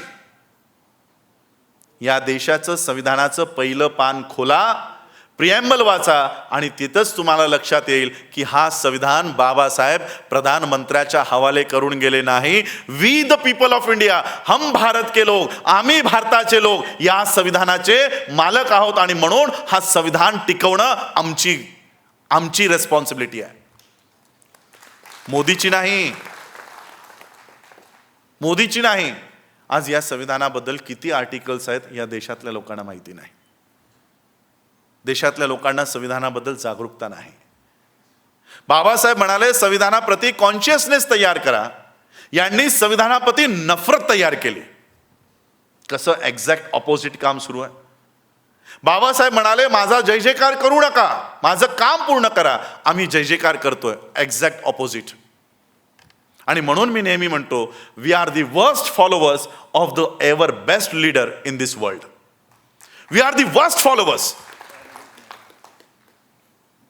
आम्ही इतके नालायक बाबासाहेबांचे अनुयायी आहोत. जगातल्या सर्वोत्कृष्ट नेत्याचे आम्ही सगळ्यात नालायक अनुयायी आहोत. बाबासाहेब आम्हाला बौद्ध करून गेले. देशाची व्यवस्था जर न्याय देऊ शकली नाही तर बौद्ध व्हा आणि बौद्ध धम्माच्या माध्यमातनं जगासमोर जा, बौद्ध देशांसमोर जा. ज्यावेळेस बाबासाहेबांनी बौद्ध धम्माची दीक्षा घेतली त्याही 6 वर्ष अगोदर 1950ला बाबासाहेब जागतिक बौद्ध परिषदेमध्ये, वर्ल्ड फेलोशिप ऑफ बुद्धिस्टमध्ये तिथे जाऊन आले. 1954ला जाऊन आले आणि दीक्षा झाल्यानंतरही गेले. ज्या वेळेस बाबासाहेबांची दीक्षा झाली त्यावेळेस जवळपास वर्ल्ड फेलोशिप ऑफ बुद्धिस्ट हे आंतरराष्ट्रीय बौद्धांच्या संघटनेमध्ये 72 देश सदस्य झाले होते. किती? 72 देश. आज 2022ला या बौद्ध देशांची संख्या 128 आहे. वर्ल्ड फेलोशिप ऑफ बुद्धिस्ट या आंतरराष्ट्रीय संस्थेचे सदस्य 128 बौद्ध देश आहेत. आज बाबासाहेब आम्हाला किती देशांसोबत जोडून गेले? 128. युक्रेन आणि रशियाचा वाद माहिती आहे तुम्हाला कशाबद्दल आहे? हे जो वॉर सुरू आहे, युक्रेन या देशाने प्रस्ताव नाटो या ऑर्गनायझेशन समोर ठेवला. नाटो एक ऑर्गनायझेशन आहे 28 युरोपियन कंट्रीजचं आणि 2 अमेरिकन कंट्रीज, एकूण मिळून 30 देशांचं संघटन आहे नाटो.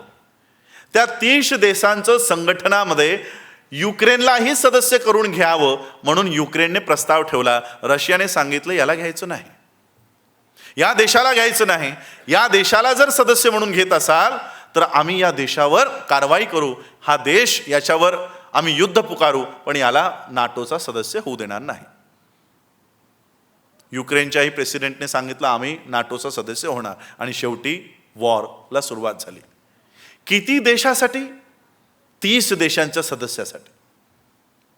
रशियाने अख्खा देश, युक्रेनसारखा देश उद्ध्वस्त केला. तिथे बॉम्ब गोळे फेकले, शाळा उद्ध्वस्त केल्या, मॉल उद्ध्वस्त केले, घर उद्ध्वस्त केले, अनेक लोकांचे मृत्यू त्या ठिकाणी झाले असतील.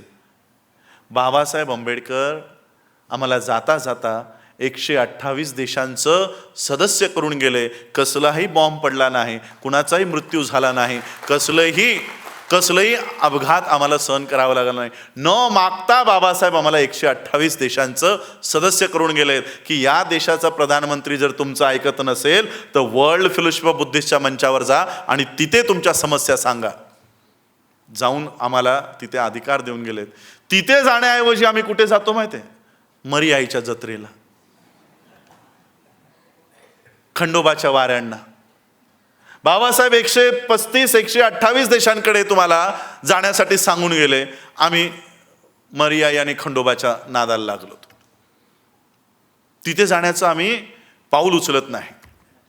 आज या देशामध्ये फक्त RPIचीच नाही, बुद्धिस्ट सोसायटी ऑफ इंडिया, समता सैनिक दल, बाबासाहेबांनी स्थापन केलेल्या संस्थांची आज अत्यंत गरज आहे.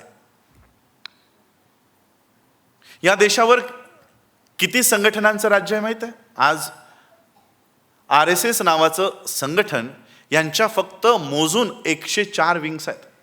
104. महिलांसाठी दुर्गा वाहिनी, युवकांसाठी बजरंग दल, विद्यार्थ्यांसाठी ABVP, राजकारणासाठी BJP, विश्व हिंदू परिषद, अशा 104 संघटना, ब्रह्मकुमारीज, अशा 104 संघटना आहेत. आमची दिल्लीमध्ये कॉन्फरन्स होत होती याच मुवमेंटला घेऊन आणि संपूर्ण देशातली लोक त्या ठिकाणी आली होती. राऊंड टेबल कॉन्फरन्स होती, संपूर्ण हॉल भरून होता आणि तिथे एक डेटा आमच्या समोर ठेवण्यात आला. केवळ आंबेडकर नाव घेतलेले, आंबेडकर नाव धारण केलेले या देशात 1 लाख संघटना काम करत आहेत. आंबेडकर ऑर्गनायझेशन, आंबेडकर संस्थान, आंबेडकर फलाना, आंबेडकर ठिकाणा, अशा पद्धतीचे 1,00,000 संघटना या देशात काम करतात. बुद्धाच्या नावाच्या वेगळ्या, शाहू महाराजांच्या नावाने वेगळ्या, शिवाजी महाराजांच्या नावाने वेगळ्या, अनेक महापुरुषांच्या नावाने वेगवेगळ्या संस्था या देशात काम करतायत. त्याची संपूर्ण लोकसंख्या 10,00,000 एवढी आहे.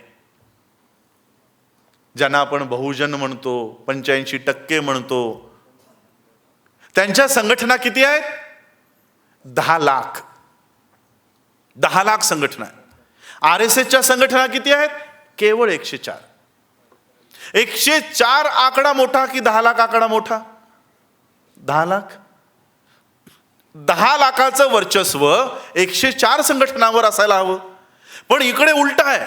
104 संघटनांचं वर्चस्व संपूर्ण देशावर आहे. बाबासाहेब म्हणाले की आम्हा लोकांना आमच्या संघटना तत्वनिष्ठित चालवायच्या आहेत, तत्वांवर आधारित, व्यक्तिनिष्ठित, व्यक्तिनिहाय. आम्हाला त्या संघटना उभ्या करायच्या नाहीत. तत्व प्रणाली ही प्राईम असेल, मुख्य असेल. कोण व्यक्ती चालवतोय हे नगण्य असेल. आमच्या इथे एक्झॅक्ट ऑपोजिट आम्ही काम केलं. तत्व जसं आमच्या सरांनी सांगितलं, आम्हाला उद्देश माहिती नाही, RPIची स्थापना कशासाठी झाली माहिती नाही, बुद्धिस्ट सोसायटी ऑफ इंडियाची स्थापना कशासाठी माहिती नाही, समता सैनिक दल कशासाठी माहिती नाही, पण राष्ट्रीय नेते माहिती आहे. तत्व माहिती नाही, पण राष्ट्रीय अध्यक्ष माहिती आहेत. मी चंद्रपूरला एका कार्यक्रमाला गेलो होतो. त्या कार्यक्रमाला मग इतर आताही या कार्यक्रमाला येत असताना अनेक लोक इन्व्हाइट करतोय, सर आमच्या विहाराला व्हिजिट द्या, आमच्या कार्यक्रमाला व्हिजिट द्या, आमच्या हे वाटप सुरू आहे व्हिजिट द्या. तर एका कार्यक्रमामध्ये एका कार्यकर्त्याने मला इन्व्हाइट केलं की सर आमचा इथे स्टॉल लागलाय, तिथे व्हिजिट द्या. मी त्यांना विचारलं कसला स्टॉल आहे? म्हटलं आमच्या पार्टीचा स्टॉल आहे. कोणती पार्टी? Republican party. म्हटलं ठीक.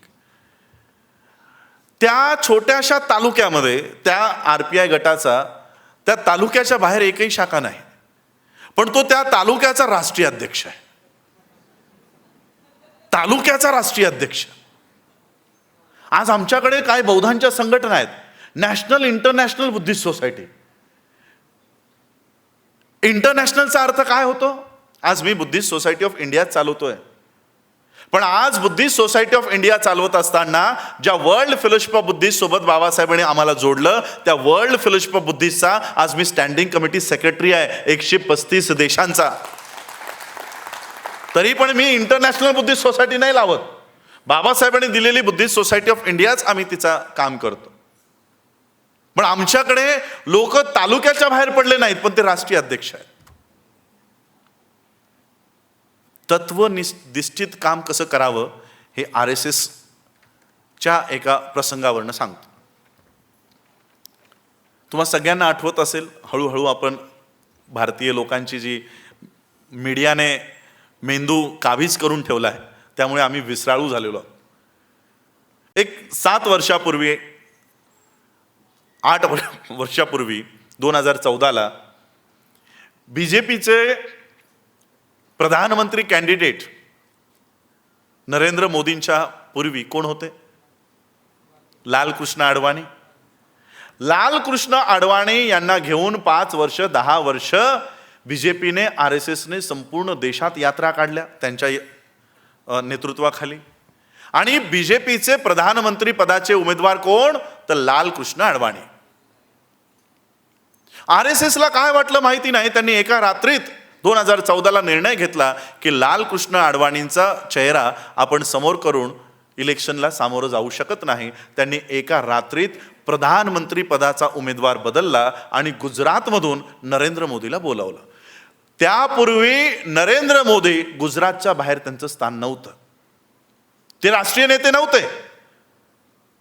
नरेंद्र मोदी राष्ट्रीय नेते नव्हते, ते फक्त एका राज्याचे CM होते, एका राज्याचे कार्यकर्ते होते RSSचे. आणि लालकृष्ण अडवाणी राष्ट्रीय नेते होते.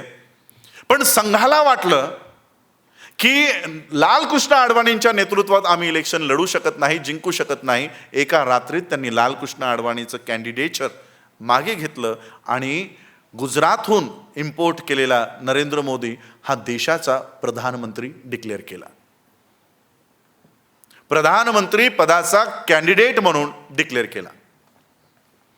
मला सांगा 2014 ते आज 2022 पर्यंत लालकृष्ण अडवाणीने किती सभा घेऊन RSSचा विरोध केला? कोणती BJP ब्रॅकेट LK अडवाणी काढली का? कोणता RSS ब्रॅकेट LK अडवाणी काढलं का? कशाचा त्याग करतोय? प्रधानमंत्री पदाचा. प्रधानमंत्री पदाचा त्याग करून तो त्याचे तत्व त्याला मूठमाती देत नाहीये. त्यांची विचारधारा हे सोडत नाहीये. आमच्याकडे साधं सरपंच पद नाहीये. ते त्यांची विचारधारा या देशावर कायम करण्यासाठी, या देशावर लादण्यासाठी प्रधानमंत्री पदाची खुर्ची सोडायला तयार आहे. आमच्याकडे साधं सरपंच पद नाही. आम्हाला जर एका संस्थेतून, एका संघटनेमध्ये तालुका अध्यक्षपद जर नाही दिलं तर आम्ही काय करतो माहित आहे? ती संघटना सोडतो आणि दुसरी संघटना काढतो आणि तिचे राष्ट्रीय अध्यक्ष होतो आणि काम काय करतो? ज्या संघटनेतून बाहेर पडलोय त्याचाच विरोध करायचं काम करतो. आज BJP RSS या देशावर कशा पद्धतीने हावी झाली लक्षात येत आहे. त्यांनी त्यांच्या तत्वांना, विचारधारेला कधी मूठमाती दिली नाही. आम्ही कधी विचारधाराच बाबासाहेबांची समजून घेतली नाही, कधीच नाही घेतली. विरोधी पक्ष म्हणून बाबासाहेबांनी या देशामध्ये रिपब्लिकन पार्टी ऑफ इंडियाची स्थापना केली का? त्या काळामध्ये 33% वोट्स काँग्रेसला पडले होते आणि काँग्रेस सत्ताधारी झाली. 33% वोट. याचा दुसरा अर्थ काय आहे? 67% ऑफ पॉप्युलेशन वोटर्स हे काँग्रेसच्या विरोधातले आहेत. हे काँग्रेसच्या विरोधातले आहेत. पण 67% वोटर्स यांचं संघटन एक नाही आहे. हे संघटित नाही आहे.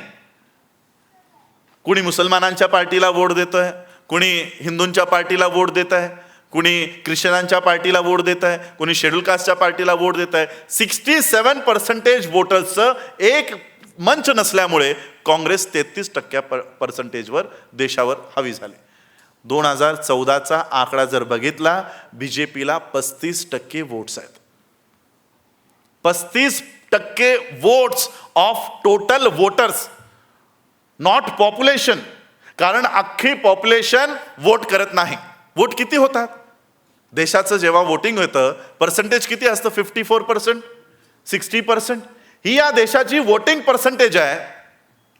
या वोटिंग पर्सेंटेजमध्ये पण 67% वोट, 65% वोट्स आज घडीला मोदीच्या विरोधात आहेत. मोदीच्या विरोधात आहेत. पण हे वोट्स कुठे जातात? सपाला जातात, बसपाला जातात. सगळे वेगवेगळे उभे राहतात. सगळे वेगवेगळे उभे राहतात. आणि सगळे वेगवेगळे उभे राहिल्यामुळे 35% पडलेला माणूस देशावर हावी होतो. आणि 65% ज्यांनी इच्छा व्यक्त केली की आम्हाला हे नको, त्यांचा आवाज संसदेत कुठेच नाही. आहे का 65% लोकांना आवाज? 65% लोक म्हणतात आम्हाला ही लोक नको आहेत, आम्हाला प्रधानमंत्री मोदी नको. पण ती लोक विखुरलेली आहेत.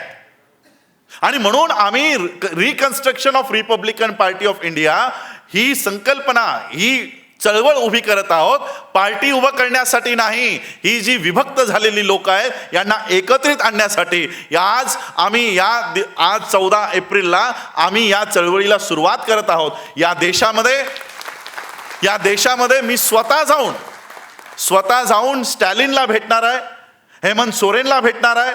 जितकेही नॉन BJP, नॉन काँग्रेस आणि नॉन केजरीवाल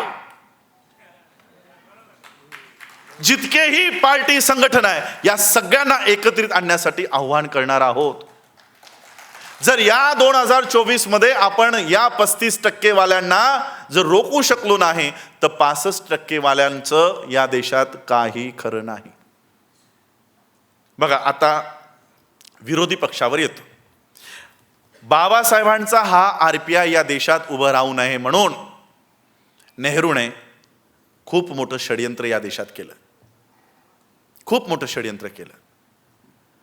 बाबासाहेब आंबेडकरांनी 1956ला या RPIचं संपूर्ण, जसं तुम्ही सांगितलं, ही संकल्पना नाही.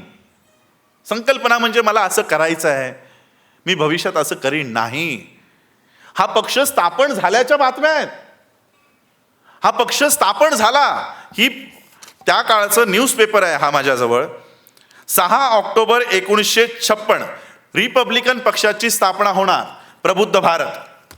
अनेक बाबासाहेबांनी खुलं पत्र लिहिलंय, प्रकटपत्र डॉक्टर बाबासाहेब आंबेडकर. पक्ष कसा असेल, या पक्षाची तत्व काय असतील, हा पक्ष कसा चालवायचा, कार्यकर्ता कसा असायला हवा,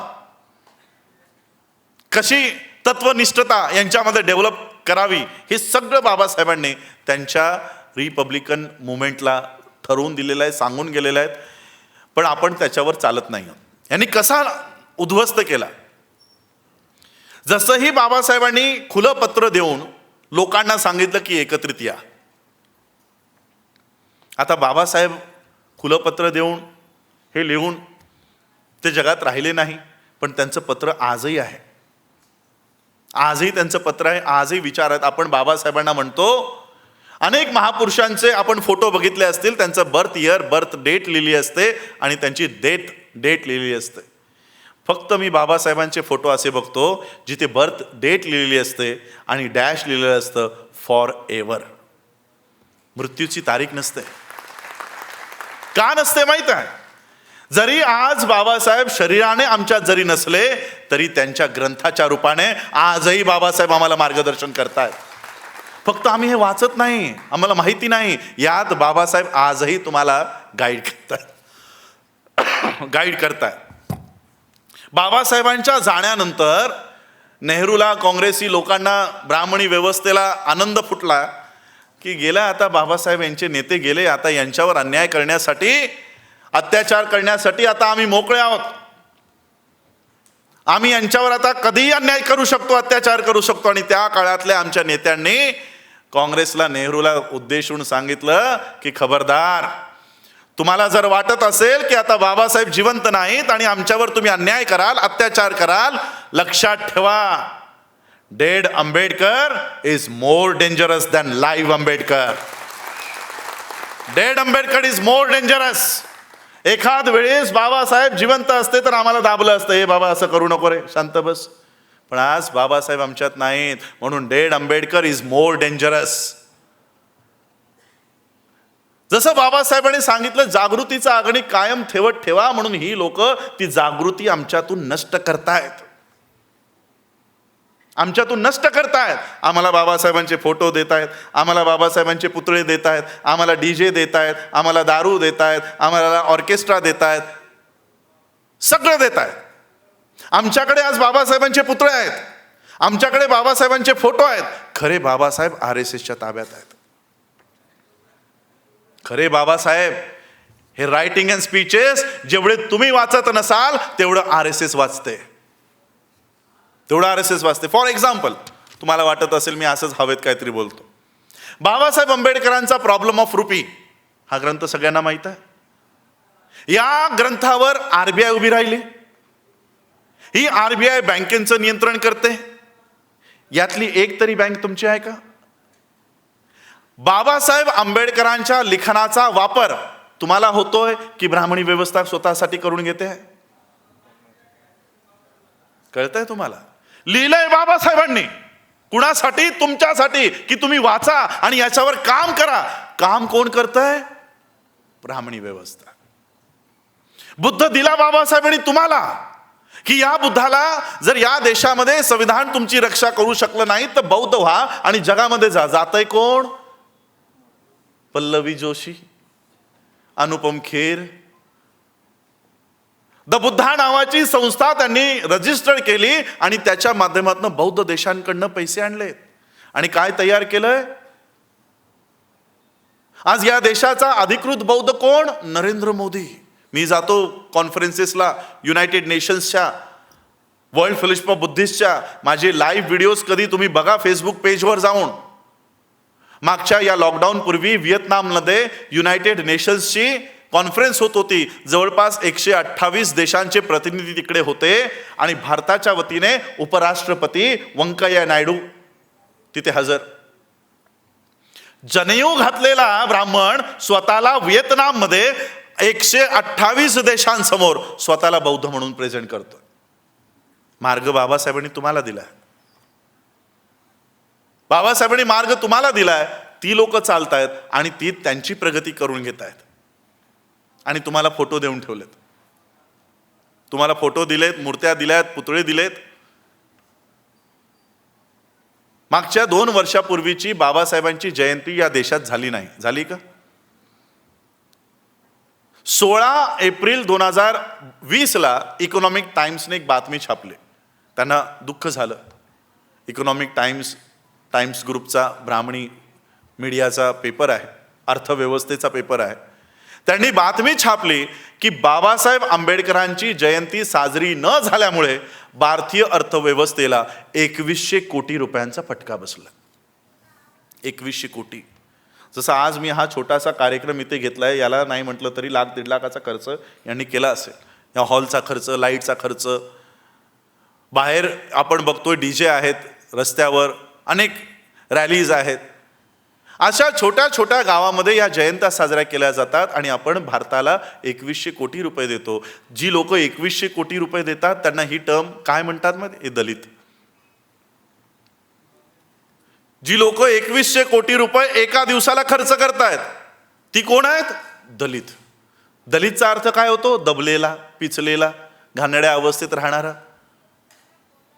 ही टर्म्स आमच्यासाठी वापरण्यात आले आहेत. आणि म्हणून बाबासाहेब आंबेडकरांनी ज्या संघटना आम्हाला दिल्या आहेत त्या आता मजबूत करण्याची वेळ आली.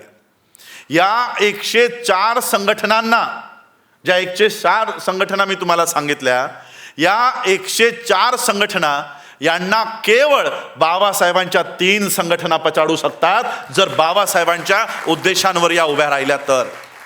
पण या उभ्या राहू दिल्या जात नाहीत.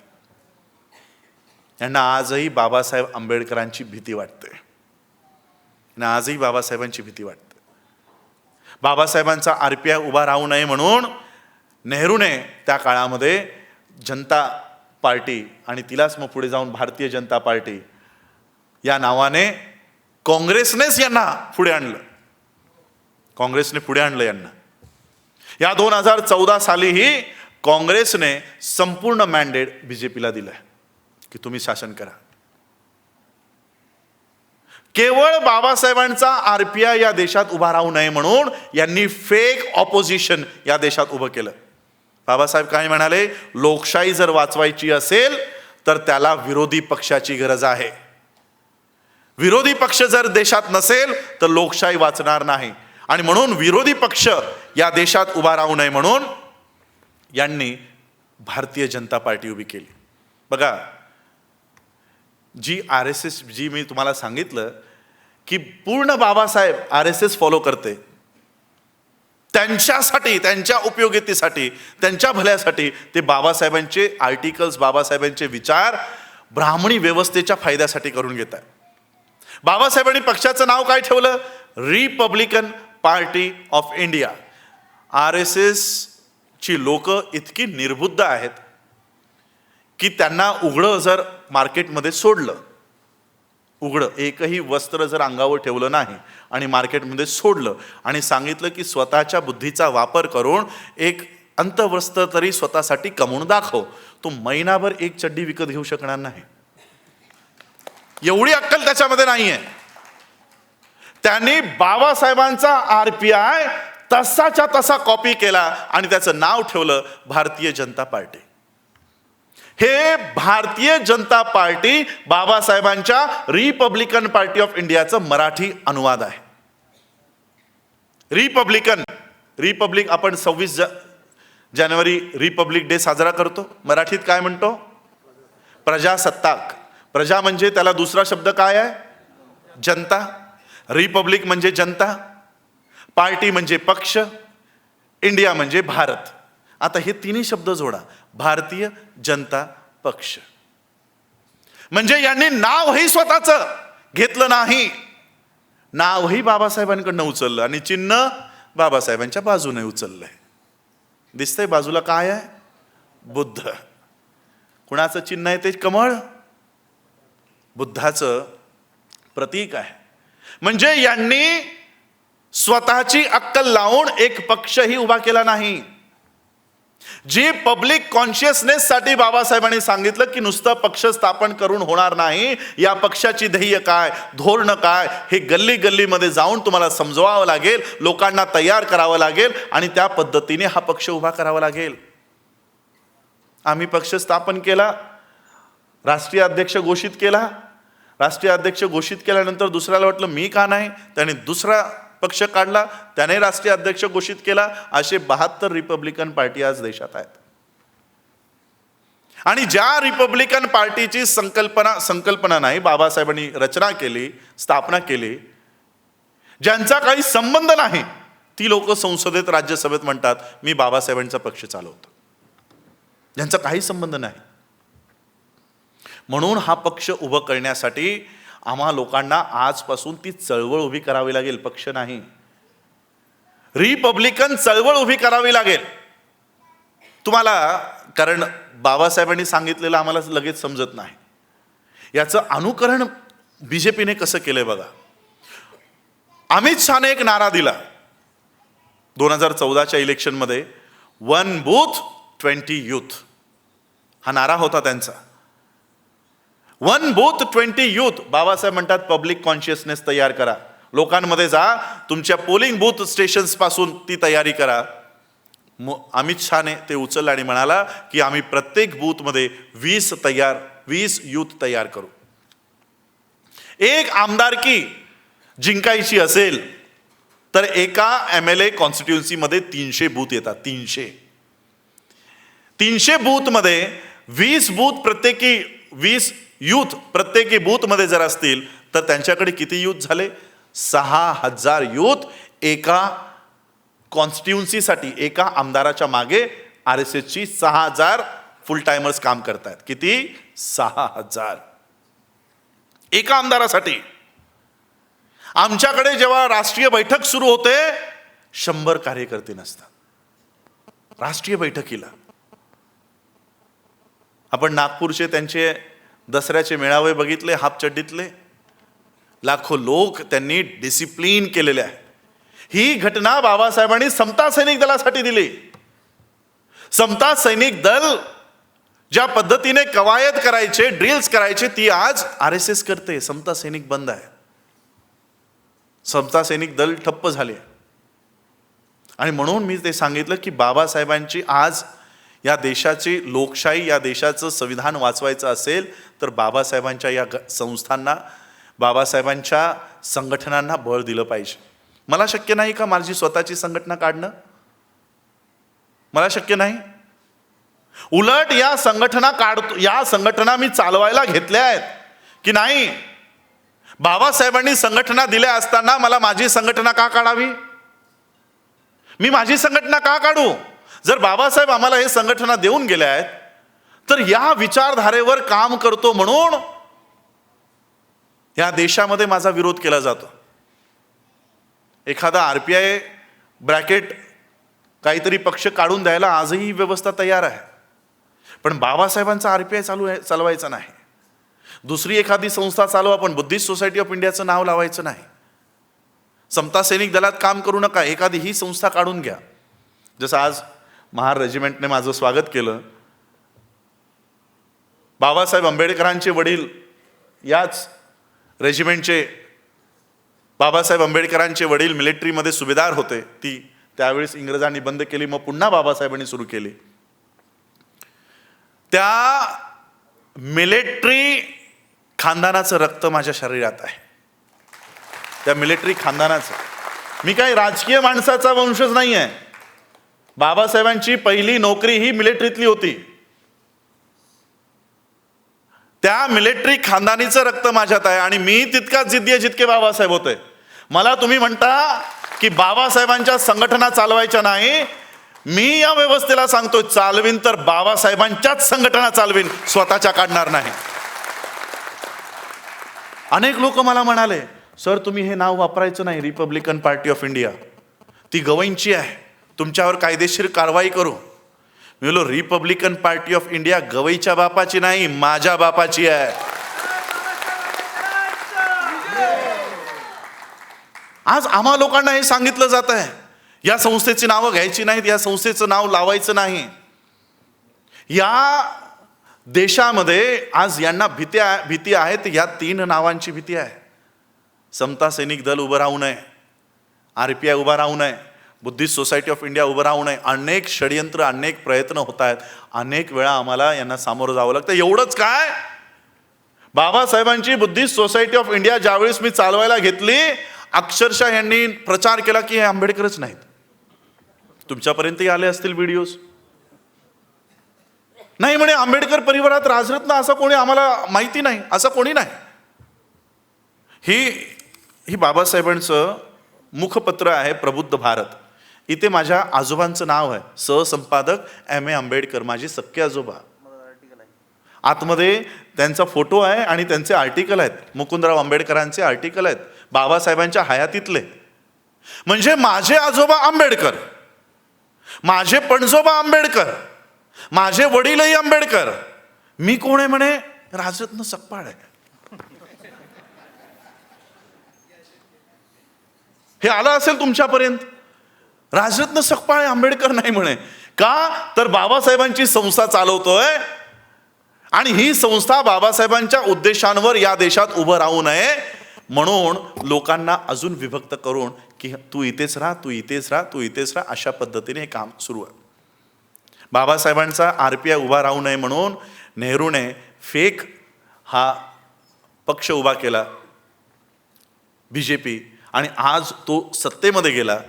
आणि आज सत्तेत गेल्यानंतर विपक्ष कोण आहे, काँग्रेस. म्हणजे काँग्रेस ज्यावेळेस सत्तेत होता त्यावेळेस विपक्ष कोण होता, BJP. आता BJP सत्तेत आहे, विपक्षात कोण आहे, काँग्रेस.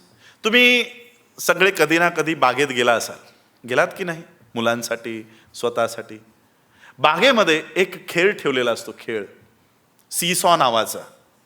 सीसॉ नावाचा हा खेळ कसा असतो, एक मध्ये लोखंडी खांब असतो, त्याच्यावर एक फळी ठेवलेली असते, एका बाजूने एक मुलगा बसतो, दुसऱ्या बाजूने दुसरा. हा मुलगा खाली गेला की हा मुलगा वर येतो, हा मुलगा खाली गेला की हा मुलगा वर येतो. हा खेळ आम्ही भारतीय राजकारणात गेल्या 1952 पासून बघतोय.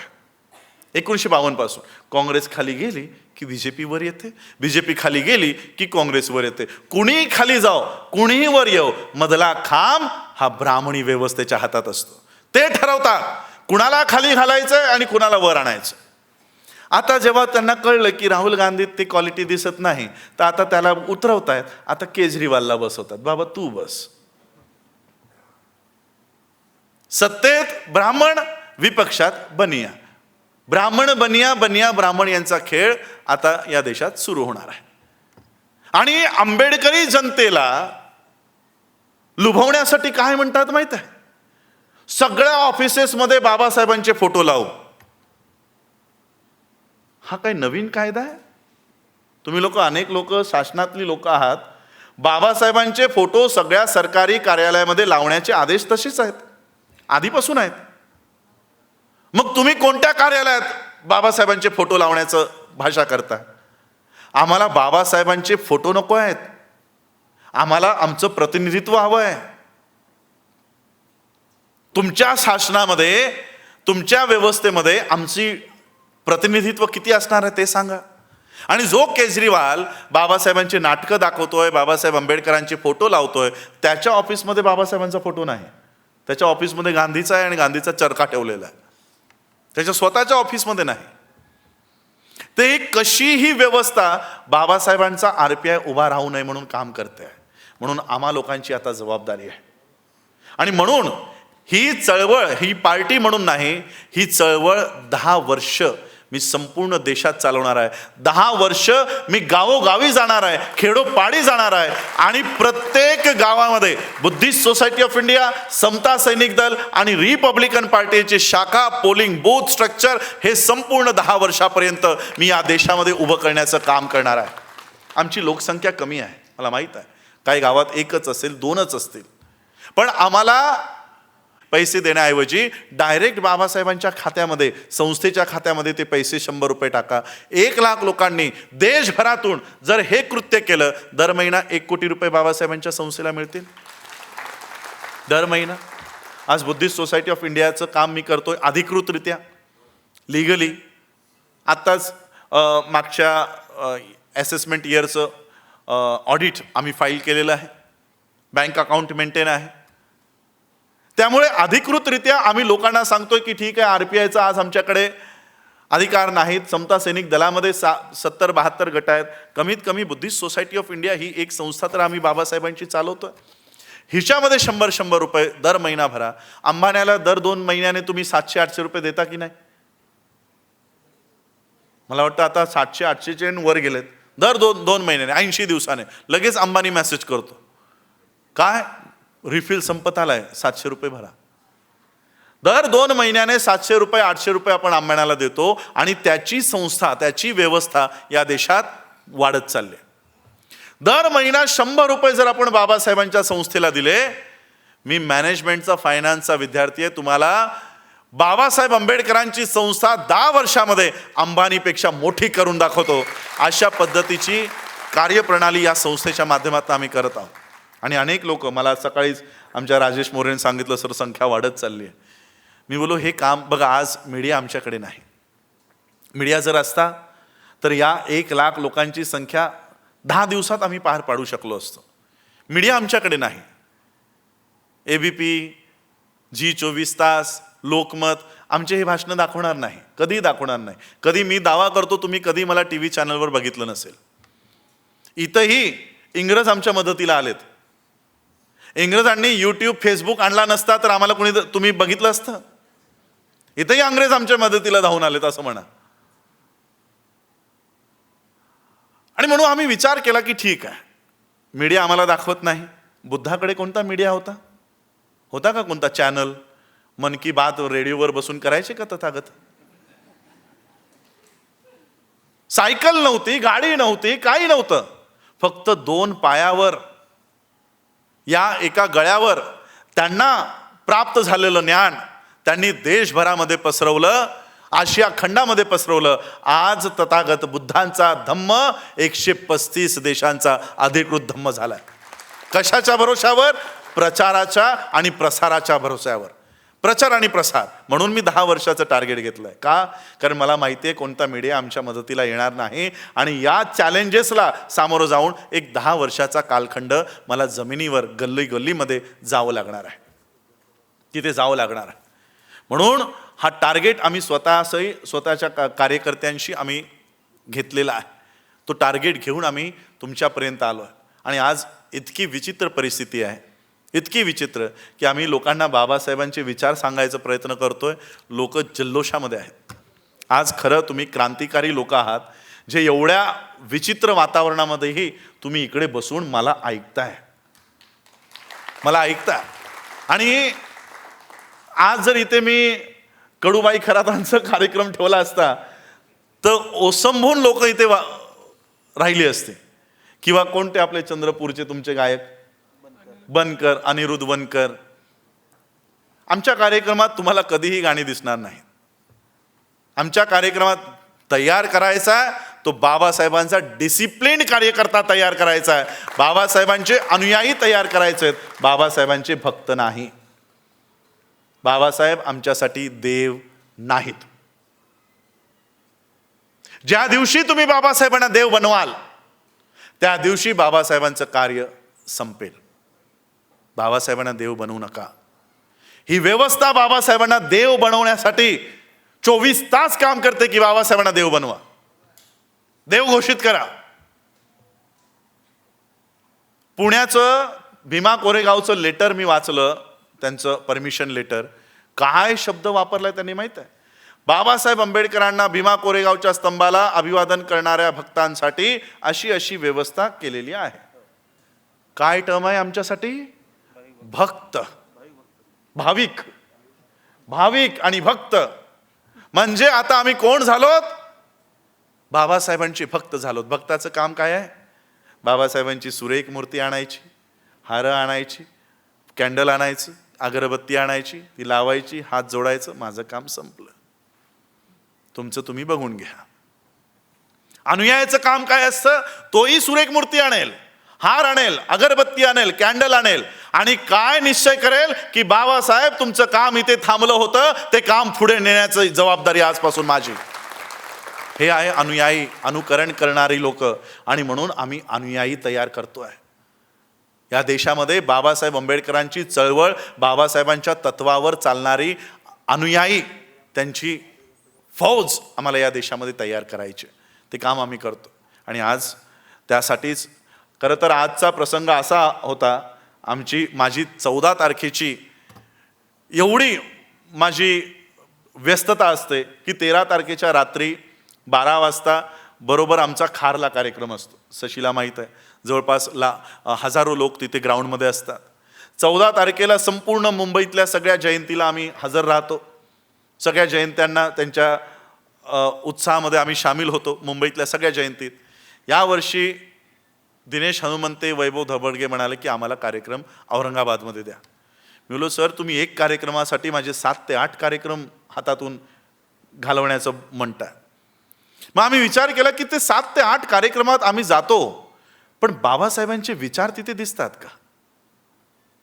त्या 7 ते 8 कार्यक्रमात हजर राहण्यापेक्षा या एका कार्यक्रमात जर मी हजर राहिलो तर कमीत कमी बाबासाहेबांचे विचार या लोकांपर्यंत पोहोचवण्याचं काम आमच्या हातून घडेल. म्हणून आम्ही ते 7 ते 8 कार्यक्रम सोडून आज इथे आलोय. इथून परत मुंबईला जाऊन मग मला 5 वाजताची सकाळची फ्लाईट आहे. हे का आज आम्ही संपूर्ण देशात फिरतोय? बाबासाहेबांनी दिलेली जी लोकशाही आहे, संविधान आहे, हे जर आज आपण टिकवू शकलो नाही, येणारी आमची पिढी गुलाम झालेली असेल. ही गुलाम झालेली असेल. या 2 शासन पद्धती, संविधान, लोकशाही आणि मनुस्मृती, या दोघांमध्ये हा लढा सुरू आहे. मनूचं शासन या देशावर येईल की बाबासाहेबांनी दिलेलं, आमच्या महापुरुषांनी, बाबासाहेबांनी ज्यावेळेस या देशाचं संविधान निर्माण केलं, अनेक लोकांनी सांगितलं की हे फ्रेंच पासून प्रभावित आहे, या फ्रेंच क्रांतीपासून बाबासाहेबांचं संविधान प्रभावित आहे. बाबासाहेब म्हणाले, मी फ्रेंच रेव्होल्युशन पासून किंवा फ्रान्स पासून हे तत्व उचलली नाहीत, मी बुद्धापासून ही तत्व उचललीत. बुद्धाची तत्व आहेत, समानता, बंधुता, न्याय, ही बुद्धाची तत्व आहेत. आज या 2 विचारधारेमध्ये या देशामध्ये लढा सुरू आहे. तुम्हाला कदाचित माहिती नसेल बाबासाहेबांचं, कारण अरे बराच वेळ झाला, चलो मी आटोपतो घेतो. बाबासाहेब आंबेडकरांनी आम्हाला किती मोठी व्यवस्था या देशात उभी करून दिली याचं एक उदाहरण देतो आणि थांबतो. बाबासाहेब आंबेडकर ज्यावेळेस लहान होते, त्यांचे वडील मिलिटरीतली लोक इथे बसलीत. मिलिटरीतल्या लोकांची सर्व्हिस 6-6 महिने ते घरी येत नाहीत, वर्ष घरी नसतात. बाबासाहेब आंबेडकरांच्या वडिलांचंही कार्यप्रणाली अशाच पद्धतीची होती. बाबासाहेब आंबेडकरांचे वडीलही अनेक महिने घरी येत नसत. बाबासाहेब आंबेडकरांच्या वडिलांची ट्रान्सफर, बदली घरापासून थोडी जवळ झाली. वडिलांनी विचार केला, चला जरा जवळ आलोय, मुलांना बघावं, मुलांना भेटावं. म्हणून बाबासाहेब आंबेडकरांच्या वडिलांनी बाबासाहेबांना तार पाठवली आणि सांगितलं की तुमच्या शाळांना जर सुट्टी लागली असेल तर तुम्ही सगळी लोक मला भेटायला या.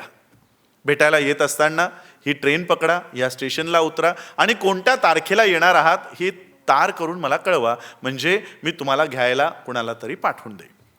आता ही तार बाबासाहेबांना घरी मिळाली. बाबासाहेब 8वी-9वीतले विद्यार्थी होते. बाबासाहेबांचे मोठे बंधू आनंदराव आणि त्यांच्या बहिणीची मुलं ही सगळी आनंदामध्ये त्यांनी तयारी केली की आता वडिलांना भेटायला जायचं. बाबासाहेबांनी तार पाठवली की आम्ही या तारखेला ट्रेन पकडून येतो, तुम्ही आम्हाला घ्यायला कुणाला तरी पाठवा. मुलांनी ट्रेन पकडली. ही तार बाबासाहेबांच्या वडिलांच्या ऑफिसमध्ये आली आणि ज्या कर्मचाऱ्याला ही तार मिळाली त्या कर्मचाऱ्याने ही तार बाबासाहेबांच्या वडिलांना दिलीच नाही. आता वडिलांना माहिती नाही मुलं कधी येत आहेत. मुलांनी इथून ट्रेन पकडली, ज्या स्टेशनला उतरायला सांगितलं तिथे उतरले. ट्रेन येऊन निघून गेली. सगळी लोक आपापल्या ठिकाणी निघून गेले. वडिलांची वाट बघत ही मुलं तशीच तिथे उभी. त्या स्टेशन मास्टरने बघितलं ही मुलं चांगल्या घरातली दिसत आहेत, डिसिप्लिन बाबासाहेबांच्या घरी असायची, चांगली कपडे घातलेली दिसत आहेत, सवर्णांची मुलं असतील. म्हणून तो स्टेशन मास्तर मुलांकडे आला आणि मुलांकडे येऊन म्हणाला की कुठे जायचं आहे, तुम्हाला घ्यायला कोणी आलं नाही का? बाबासाहेबांनी तार दाखवत सांगितलं की माझे वडील इथे मिलिटरीमध्ये मोठे ऑफिसर आहेत, त्यांनी आम्हाला बोलावलंय, कदाचित आमची तार त्यांना मिळाली नाही म्हणून ते आम्हाला घ्यायला येऊ शकले नाही, आम्हाला या पत्त्यावर जायचंय, आम्हाला इथे सोडायची व्यवस्था करा. त्या स्टेशन मास्तरने तिकडेच टांगावाला उभा होता, त्याला बोलावलं की भाई मोठ्या ऑफिसरची मुलं दिसत आहेत, यांना या पत्त्यावर सोडून ये. तर टांग्यावाल्याने सगळ्या मुलांना सांगितलं की बैलगाडीत बसा. सगळी मुलं बैलगाडीत बसली आणि ती बैलगाडी, तो टांगा काय म्हणतो आपण त्याला, तो बाबासाहेबांच्या वडिलांच्या कार्यालयाकडे, क्वार्टरकडे तो निघाला. थोड्या वेळात तो गाडीवाला त्या मुलांशी बोलायला लागला, चर्चा करायला लागला. कुठून आलात, तुमची नावं काय, कोणत्या जातीतले. आणि जसंही जातीबद्दल त्या बैलगाडीवाल्याला कळलं, त्याने गाडी थांबवली, त्या मुलांना शिव्या घातल्या की तुम्ही तर अस्पृश्यांची मुलं आहात, मला वाटलं सवर्णांची मुलं असाल, आत्ताच्या आता माझ्या गाडीतून खाली उतरा. आणि त्या मुलांना गाडीतून खाली उतरवलं. बाबासाहेबांकडे पैसे, अधिकचे पैसे होते. बाबासाहेबांनी सांगितले हे जास्त पैसे घे, पण आम्हाला आमच्या वडिलांकडे सोड. त्या गाडीवाल्याने जास्त पैशाच्या लालसेपोटी सांगितलं ठीक आहे, पण तुम्ही अस्पृश्यांची मुलं आहात म्हणून माझ्या गाडीमध्ये तुम्ही बसू शकत नाही, माझ्या गाडीच्या मागे मागे चालत चालत या. सगळी मुलं त्या गाडीच्या मागे चालत चालत निघाली. 2-3 किलोमीटर चालल्यानंतर बाबासाहेबांना तहान लागली. बाबासाहेबांनी सांगितलं तुमच्या गाडीमध्ये जे पाणी आहे ते पाणी थोडंसं द्या, मला खूप तहान लागली आहे. त्या गाडीवाल्याने सांगितलं तुम्ही अस्पृश्य आहात म्हणून तुम्हाला माझ्या जवळचं पाणी मी देऊ शकत नाही, पुढे एखादी नदी नाला काही आलं तर गाडी थांबवीन, तुम्ही जाऊन पाणी पिऊन या. अजून 1 किलोमीटर चालल्यानंतर त्या बैलगाडीवाल्याला काही पाणी दिसलं. त्याने गाडी थांबवली आणि सांगितलं जा ते बघा तिथे काहीतरी पाणी दिसतंय, पिऊन या. ही सगळी मुलं पळत पळत त्या पाण्याजवळ पोहोचली. पाण्याजवळ पोहोचल्यानंतर बघतायत तर काय, हा तर फक्त चिखल आहे, यात पाणी नाही, पण तहान लागली. बाबासाहेबांनी तो चिखल हटवला, त्यातनं जे काळं घाणेरडं पाणी वर आलं मातीचं, ते पाणी त्यांनी पिलं. सगळे कपडे खराब झाले, सगळा चेहरा खराब झाला. अजून 1-2 किलोमीटर चालल्यानंतर बाबासाहेब आपल्या वडिलांपर्यंत पोहोचले. वडिलांनी बघितलं माझ्या मुलांची काय अवस्था झाली, यांच्यासोबत काय झालं असेल याची कल्पना बाबासाहेबांच्या वडिलांना आली. बाबासाहेब पळत पळत आपल्या वडिलांकडे गेले, त्यांना मिठी मारली आणि रडत रडत बाबासाहेबांनी प्रश्न केला की आमच्यासोबत असं का केलं गेलं, आमच्यासोबत असा का व्यवहार केला जातो, मला बैलगाडीत बसण्याचा अधिकार का नाही, मला पाणी पिण्याचा अधिकार का नाही. बाबासाहेबांच्या वडिलांकडे बाबासाहेबांच्या या प्रश्नाचं काही उत्तर नव्हतं. बाबासाहेबांच्या वडिलांनी सांगितलं रडणं बंद कर, रडणं बंद कर, याच व्यवस्थेला तुला बदलायचं आहे, हीच व्यवस्था तुला बदलायची आहे. आणि बाबासाहेब आंबेडकरांना अशा पद्धतीने तयार केलं की त्याच बाबासाहेब आंबेडकरांनी या देशाचं संविधान बाबासाहेबांनी निर्माण केलं. आणि असा कायदा, अशी शासन व्यवस्था बाबासाहेबांनी दिली की ज्या मनूच्या शासन व्यवस्थेत बाबासाहेबांना चिखलाचं पाणी पिण्यासाठी मजबूर केलं होतं, त्याच बाबासाहेबांनी संविधानाची शासन पद्धती दिली आणि आज आम्ही हे बिसलरीचं पाणी पितोय. ज्या बाबासाहेब आंबेडकरांना मनूच्या कायद्यामध्ये बैलगाडीत बसण्याचा अधिकार नव्हता, त्याच बाबासाहेबांच्या संविधानाच्या कायद्यामध्ये आज आम्ही हवाई जहाजमध्ये बसत नाही, ते उडवण्याचं काम करतो. अनेक पायलट्स आज आमच्या समाजातले आहेत, अनेक कॅप्टन्स आमच्यामध्ये. किती मोठा बदल बाबासाहेबांनी या समाजामध्ये 100 वर्षाच्या आधी, अजून या घटनेला 100 वर्षही झाली नाहीत, हार्डली 72 इयर्समध्ये बाबासाहेबांनी किती मोठा बदलाव या समाजामध्ये केलेला आहे. आणि म्हणून आम्हाला बाबासाहेबांनी या देशामध्ये दिलेल्या संविधानाचं रक्षण करण्यासाठी बाबासाहेबांच्या संघटना, आम्ही बाबासाहेबांची मुलं नाही, आम्ही बाबासाहेबांचे रक्ताचे वारसदार असू, पण खरी मुलं बाबासाहेबांची जर तुम्हाला बघायची असतील तर या संघटनांमध्ये बाबासाहेबांचं लेकरू शोधा, या संघटनेमध्ये बाबासाहेबांचं मुलं बघा, ही बाबासाहेबांची खरे लेकरं आहेत, यांना वाढवा. आपापल्या संघटना उभ्या कराल, त्या विहिरीतल्या प्रेतासारखी आपली अवस्था होईल. आपापल्या वेगळ्या वेगळ्या संस्था उभा करण्यापेक्षा बाबासाहेबांनी हे घर तुम्हाला निर्माण करून दिलंय, या घरामध्ये या आणि या घराला उभं करा. या घराला उभं करा. 4 लेकरं बाबासाहेबांची गेली, 4 लेकरं, 4 मुलं. पण बाबासाहेब त्यांच्या मुलांना वाचवण्यासाठी घरात बसून नव्हती, ती तुमची मुलं वाचवण्यासाठी 24 तास काम करत होते. आज आमची वेळ आली आहे, आमच्या मुलांची वेळ आली आहे की ज्या बाबासाहेबांनी त्यांची मुलं कुर्बान केली, आज बाबासाहेबांची मुलं वाढवण्याचं काम आम्हाला करावं लागणार. आम्हाला नाही, या संस्थांना वाढवण्याचं काम. आणि म्हणून आजच्या या जागृती परिषदेच्या माध्यमातून बाबासाहेबांच्या या तिन्ही संघटनांची आणि विशेष करून रिपब्लिकन पार्टी ऑफ इंडियाची पुनर्बांधणी आम्हाला या देशात करावी लागणार आहे. या देशाला खरा विरोधी पक्ष जर निर्माण व्हायचा असेल तर तो केवळ RPI होऊ शकतो. आणि म्हणून त्या पद्धतीने ज्या काही इन्स्ट्रक्शन्स बाबासाहेबांनी आम्हाला दिल्या आहेत त्या इन्स्ट्रक्शन्सप्रमाणे आम्हाला चालणं गरजेचं आहे. एवढंच आजच्या जागृती परिषदेच्या माध्यमातून बाबासाहेब आंबेडकरांच्या जयंतीच्या माध्यमातून आपण हा प्रण घेऊया की येणाऱ्या काळामध्ये बाबासाहेबांच्या या संघटना वाढवण्याचं कामही आपण सगळ्यांनी केलं पाहिजे. हे एकट्याचं काम नाही. आणि म्हणून आपण सगळ्यांचा साथ, आपल्या सगळ्यांचा साथ मला आपण द्यावा, एवढंच मी अपेक्षा. बघा, जसं आपण म्हणतो की बाबासाहेबांचे वारस, खरं तर वारसदार हे महापुरुषांना वारसदार नसतात. महापुरुषांचे कधीही वारसदार नसतात. शिवाजी महाराजांचे वारसदार नाहीत, शाहू महाराजांनाही वारसदार नाहीत, बाबासाहेब आंबेडकरांचेही वारसदार नाहीत, तथागत बुद्धाचेही वारसदार नाहीत. महापुरुषांचे वारसदार नसतात, त्यांचे असतात ते अनुयायी. आणि मला अभिमान आहे की मी बाबासाहेब आंबेडकरांचा वारसदार नंतर आहे, मी आधी बाबासाहेबांचा अनुयायी अगोदर आहे. आणि म्हणून बाबासाहेब आंबेडकरांच्या या मुवमेंटला वाढवण्याचं अनेक लोक माझ्यासोबत फोटो काढण्यासाठी, काही लोक अक्षरशः पाया वगैरे पडायचं काम करतात. मी याच्या विरोधक आहे. काहींनी सांगितलं आज 20 ते 25 वर्षाचा अवधी, 25-30 वर्षाचा अवधी आजही माझ्याकडे आहे या संघटनेमध्ये. ही चळवळ म्हणून मी 10 वर्षाचा टेन्यूर धरला आहे. 10 वर्ष जमिनीवर काम करणार, गल्लीमध्ये फिरणार, गावागावामध्ये जाणार आणि 10 वर्षानंतर बाबासाहेबांच्या या रिपब्लिकन मुवमेंटला फळं लागायला सुरुवात होतील आणि बाबासाहेबांची ही मुवमेंट उभी करायचं काम करू. सांगायचं तात्पर्य असं, आमचं आयुष्य आजच्या परिस्थितीनुसार 70 पलीकडे आपल्याला आयुष्य राहिलेलं नाही. 70 पलीकडे 70 वर्षाच्या आयुष्यावर, आणि तसंही 60 नंतर आम्ही प्रोडक्टिव्ह कमी होऊन जातो. 70 वर्षाच्या आयु असलेल्या व्यक्तीच्या मागे जाण्यापेक्षा मला आयुष्य किती असेल? 70 वर्षाचं. 70 वर्षाच्या आयुष्य शरीराला असलेल्या व्यक्तीच्या मागे जाण्यापेक्षा 2500 वर्षाच्या विचारधारेच्या मागे जा. तीच तुम्हाला या देशामध्ये तारण्याचं काम करेल, अन्यथा आम्हाला कोणताही पर्याय राहणार नाही. एवढंच मी आजच्या प्रसंगी सांगतो. पुन्हा एकदा तुम्हा सगळ्यांना बाबासाहेब आंबेडकरांच्या जयंतीच्या लाख शुभेच्छा देतो आणि बाबासाहेबांची ही चळवळ उभं करण्याच्या कामामध्ये आपण सहकार्य कराल एवढी अपेक्षा करतो. आणि तुम्हा सगळ्यांना, जसं मी सांगितलं की आमच्याकडे मीडिया नाही, आमची जे म्हणणं आहे ते लोकांपर्यंत पोहोचत नाही. आणि म्हणून बाबासाहेबांच्या संस्थेला 100 रुपये आम्ही कसं द्यायचं, कुठून द्यायचं, हेही आम्ही लोकांपर्यंत या माध्यमातूनच प्रचार करू शकतो, अन्यथा आमच्याकडे ती यंत्रणा नाही.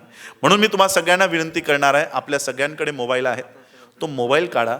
मी बाबासाहेबांच्या संस्थेचा खाते क्रमांक तुम्हाला देतो, तो टाईप करून नोट करून ठेवा. जयंतीच्या दिनी, बुद्ध पौर्णिमेच्या दिनी, तुमच्या वाढदिवसाच्या दिनी, किंवा ज्याला वाटलं की महिन्याला मला 100 रुपये द्यायचे, त्यांनी बाबासाहेबांच्या संस्थेला 100 रुपये देण्याचं काम करा. 1 लाख लोकांपर्यंत जाण्याचा माझा टार्गेट आहे. ती 1 लाख लोक दर महिना 100 रुपये, कितीही संकट जरी आलं तरी ते 100 रुपये देण्याचं थांबवणार नाहीत, अशी लोक तयार करण्याचं काम करतोय. आज 100 रुपये महिना तुम्ही या कार्यक्रमाला येत असताना मला वाटतं तुमच्या वाहनालाच 500-1000 रुपये तुम्ही खर्च करून आला असाल. पेट्रोल, डिझेल, वाहन जे काही घेऊन आला असाल. आम्ही 100 रुपये पर मंथ सांगतो. म्हणून हे 100 रुपये जर तुम्हाला संस्थेला द्यायचे असतील तर एक खाते क्रमांक मी तुम्हाला सांगतो, तो नोट करा आणि डायरेक्ट बाबासाहेबांच्या संस्थेच्या खात्यामध्ये ते पैसे टाकण्याचं काम करा. तो खाते क्रमांक आहे 2675 1010 17,367 हा the Buddhist Society of India या संस्थेचा अधिकृत खाते क्रमांक आहे. कॅनरा बँकेचा, राष्ट्रीयकृत बँकेचा आहे. एकही रुपया जर आम्ही याच्यातनं विड्रॉ केला तो आम्हाला त्याचं ऑडिट द्यावं लागतं. ते ऑडिट चॅरिटी कमिशनरच्या वेबसाईटला आहे.